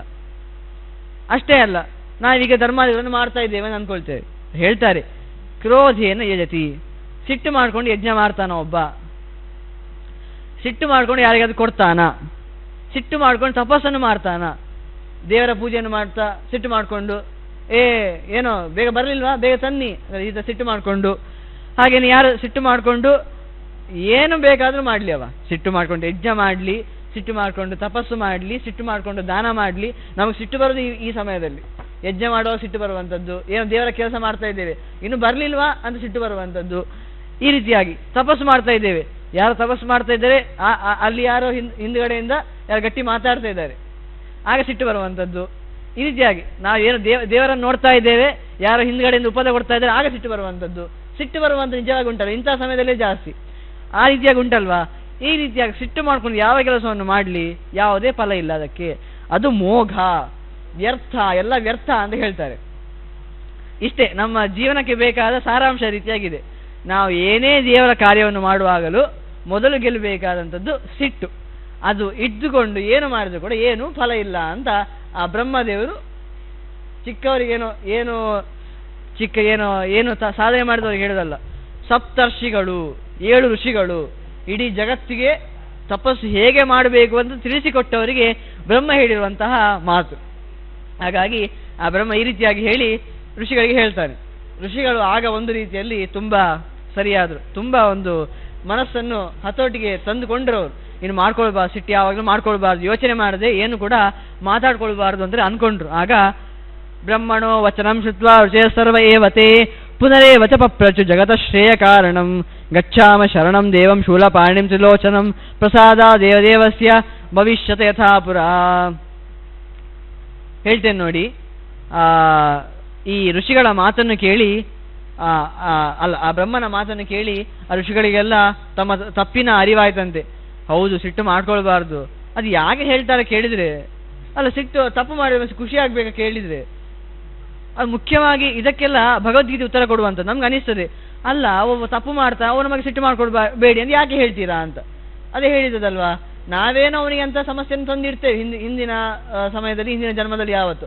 ಅದಕ್ಕೋಸ್ಕರ ನಮಗೆ ಅದು ಪ್ರತಿಕೂಲವಾಗಿ ಈಗ ಬರ್ತದೆ. ಅದಕ್ಕೋಸ್ಕರ ಎಲ್ಲ ಅದು ಆಗ್ತಾ ಇರುವಂಥದ್ದು ಯಾರಿಂದ? ಅದು ನಾರಾಯಣನೇ ಮಾಡಿಸ್ತಾ ಇರುವಂಥದ್ದು. ನಾವು ಹಿಂದಿನ ಜನ್ಮದಲ್ಲಿ ಮಾಡಿದ ತಪ್ಪಿಗೆ ಈ ಜನ್ಮದಲ್ಲಿ ಅದನ್ನು ನಮಗೆ ವಾಪಸ್ ಕೊಡ್ತಾ ಇದ್ದಾನೆ ಅಷ್ಟೇ ಬಿಟ್ಟು ಅದು ಯಾರು ಮಾಡ್ತಾ ಇರೋ, ಅದು ಭಗವಂತನೇ ಮಾಡಿಸ್ತಾ ಇರುವಂಥದ್ದು. ಹಾಗಾಗಿ ಏನು ಆದರೂ ಕೂಡ ಅದಕ್ಕೆ ನಿಜವಾಗಿ ಕಾರಣ ಭಗವಂತನೇ. ಅದಕ್ಕೋಸ್ಕರ ಸಿಟ್ಟು ಮಾಡ್ಕೊಳ್ಬೇಡಿ ಅಂತ ಹೇಳುವಂಥದ್ದು. ಇಷ್ಟು ಜ್ಞಾನ ಋಷಿಗಳಿಗೆ ಬಂತು. ಹೌದು, ನಾವು ಒಂದು ಪೂರ್ವಾಪರ ಯೋಚನೆ ಮಾಡಲಿಲ್ಲ, ಯೋಚನೆ ಮಾಡಿ ಶಾಪವನ್ನು ಕೊಟ್ಟಿವಿ. ಹಾಗೇನೆ ಈ ರೀತಿಯಾಗಿ ಅದು ಭಗವಂತನ ಇಚ್ಛೆ, ಅದಕ್ಕೇನು ನಾವು ತುಂಬ ಯೋಚನೆ ಮಾಡಬಾರ್ದು. ಆದರೆ ನಾವು ಶಾಪವನ್ನು ಕೊಟ್ಟವಲ್ಲ, ತಪ್ಪಿನ ಅರಿವಾಯಿತು ಅವರಿಗೆ. ಹಾಗಾಗಿ ಅವ್ರು ಏನು ಮಾಡಿದರು, ಶೂಲಪ ಬ್ರಹ್ಮನ ಹತ್ರ ಕೇಳುವಾಗ ಆ ಬ್ರಹ್ಮ ಹೇಳಿದ, ಇದಕ್ಕೆ ಉತ್ತರ ಯಾವುದು ಕೇಳಿದರೆ, ಮನಸ್ಸಭಿಮಾನಿ, ಮನಸ್ಸಿಗೆ ಅಭಿಮಾನಿ ಯಾರು ಗೊತ್ತುಂಟ. ನಮಗೆ ಮನಸ್ಸಿನ ಹತೋಟಿ ನಮಗೆ ಬೇಕಂತಾದರೆ ಆ ರುದ್ರನ ತಪಸ್ಸನ್ನು, ಆ ರುದ್ರನ ಏನು ನಾವು ಏನು ತಪಸ್ಸನ್ನು ಮಾಡಬೇಕು, ಸ್ತುತಿಯನ್ನು ಮಾಡಬೇಕು. ಆಗ ನಮ್ಮ ಮನಸ್ಸಿನ ಏನು ವಿಕಾರಗಳಿರ್ತದೆ, ಸಿಟ್ಟು ಬರ್ತದೆ, ಏನು ಕಾಮಾದಿಗಳು ಬರ್ತದೆ, ಅದು ನಿವಾರಣೆ ಆಗ್ತದೆ. ಅದಕ್ಕೋಸ್ಕರ ಏನು ಮಾಡಬೇಕು ಅಂತ ನೀವು ರುದ್ರನ ಆಶ್ರಯವನ್ನೇ ಪಡಿಬೇಕಾದಂಥದ್ದು. ಹಾಗೆ ಹೇಳ್ತಾರೆ. ಆಗ ಬ್ರಹ್ಮ ಹೇಳ್ತಾನೆ ಆಯ್ತಂತ ಹೇಳಿ ಎಲ್ಲರೂ ಕೂಡ ರುದ್ರನ ಹತ್ರ ಹೋಗ್ತಾರೆ.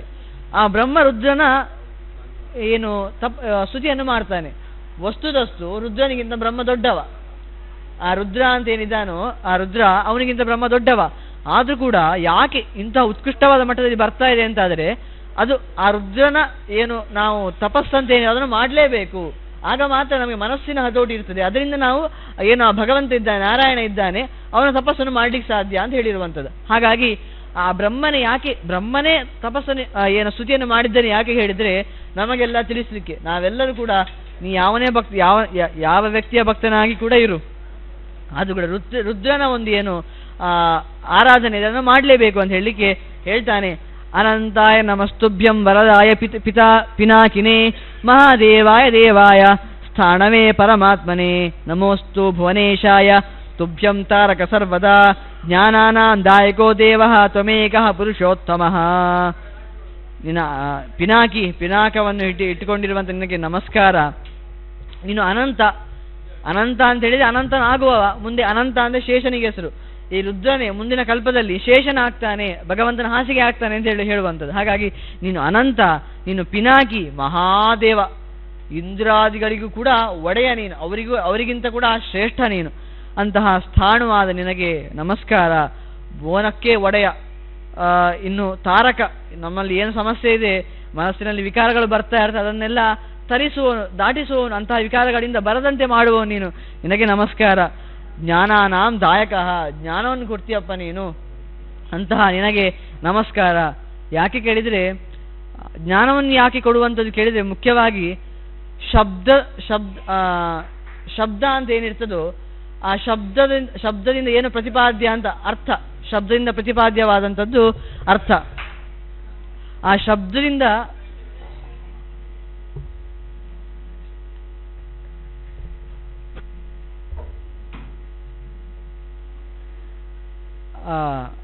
ಉಮಾ ವೈ ವಾಕ್ ಸಮುದ್ದಿಷ್ಟ ಮನೋರುದ್ರ ಉದಾಹೃತ ಅಂತ ಹೇಳ್ತಾರೆ. ಅಂದರೆ ಶಬ್ದದಿಂದ ಪಾರ್ವತೀ ದೇವಿಯಾದಿಗಳು ಪ್ರತಿಪಾದ್ಯರಾಗಿದ್ದರೆ ಅದರ ಅರ್ಥಕ್ಕೆ ಯಾರು ಪ್ರತಿಪಾದ್ಯರು ಕೇಳಿ ರುದ್ರ ಅಂತ. ಅಂದರೆ ಒಂದು ಶಬ್ದದಿಂದ ನಮಗೆ ಜ್ಞಾನ ಬಂತು ಅಂತಾದರೆ, ಈಗ ನಾರಾಯಣ ಅಂತ ಹೇಳುವಾಗ ನಮಗೆ ಒಂದು ಜ್ಞಾನ ಬರಬೇಕಾದ್ರೆ ಅಲ್ಲಿ ರುದ್ರನ ಅನುಗ್ರಹ ಕೂಡ ಬೇಕಾಗ್ತದೆ, ಯಾಕಂದರೆ ಅವನು ಮನೋಭಿಮಾನಿ. ಹಾಗಾಗಿ ಆ ರುದ್ರನ ಒಂದು ಅನುಗ್ರಹ ಬೇಕು ಅಂತ ಆ ಬ್ರಹ್ಮನೇ ಸ್ವತಃ ದೊಡ್ಡವನಾಗಿದ್ದರೂ ಅವನ ಸ್ತುತಿಯನ್ನು ಮಾಡ್ತಾನೆ. ಕೊನೆಗೆ ಹೇಳ್ತಾನೆ, ನಮಸ್ತೆ ದೇವ ವಿಶ್ವೇಶ, ನಮಸ್ತೆ ಸೂರನಾಯಕ ಶೂಲಪಾಣಿ, ನಮಸ್ತೆ ನಮಸ್ತೆ ವಿಶ್ವಭಾವನಾ. ಹೇ ವಿಶ್ವೇಶ, ನಿನಗೆ ನಮಸ್ಕಾರ. ಸುರನಾಯಕ ಹೇಳುವಾಗಿ ಇಂದ್ರಾದಿಗಳಿಗೂ ಕೂಡ ನಾಯಕನಾದವ ನೀನು, ಶೂಲವನ್ನು ಇಟ್ಟುಕೊಂಡಿರುವವ. ವಿಶ್ವಭಾವನ, ವಿಶ್ವಕ್ಕೆ ಯಾಕಂದರೆ ನಮಗೆ ಮನಸ್ಸಿನಿಂದ ಜ್ಞಾನ ಬರುವಂಥದ್ದು. ಹಾಗಾಗಿ ನಮಗೆ ಯಾವುದೇ ವಸ್ತುವಿನ ಜ್ಞಾನ ಬರಬೇಕಾದ್ರೆ ಅದಕ್ಕೊಂದು ಮನಸ್ಸು ಬೇಕು. ಹಾಗೆ ಅಂತ ಮನಸ್ಸಿನ ಅಭಿಮಾನಿಯಾದ ನಿನಗೆ ನಮಸ್ಕಾರ ಅಂತ ಬ್ರಹ್ಮದೇವರು ಉತ್ಕೃಷ್ಟವಾಗಿ ಆ ರುದ್ರನನ್ನು ಸ್ತುತಿ ಮಾಡ್ತಾರೆ. ಆ ನಂತರ ರುದ್ರ ಪ್ರಸನ್ನನಾಗ್ತಾನೆ. ಪ್ರಸನ್ನನಾಗಿ ಏನು ಮಾಡ್ತಾನೆ ಅಂತ ನಾಳೆ ಸೇರಿದಾಗ ನೋಡೋಣ ಅಂತ ಹೇಳ್ತಾ ಶ್ರೀಕೃಷ್ಣ ಅರ್ಪಣಮಸ್ತು.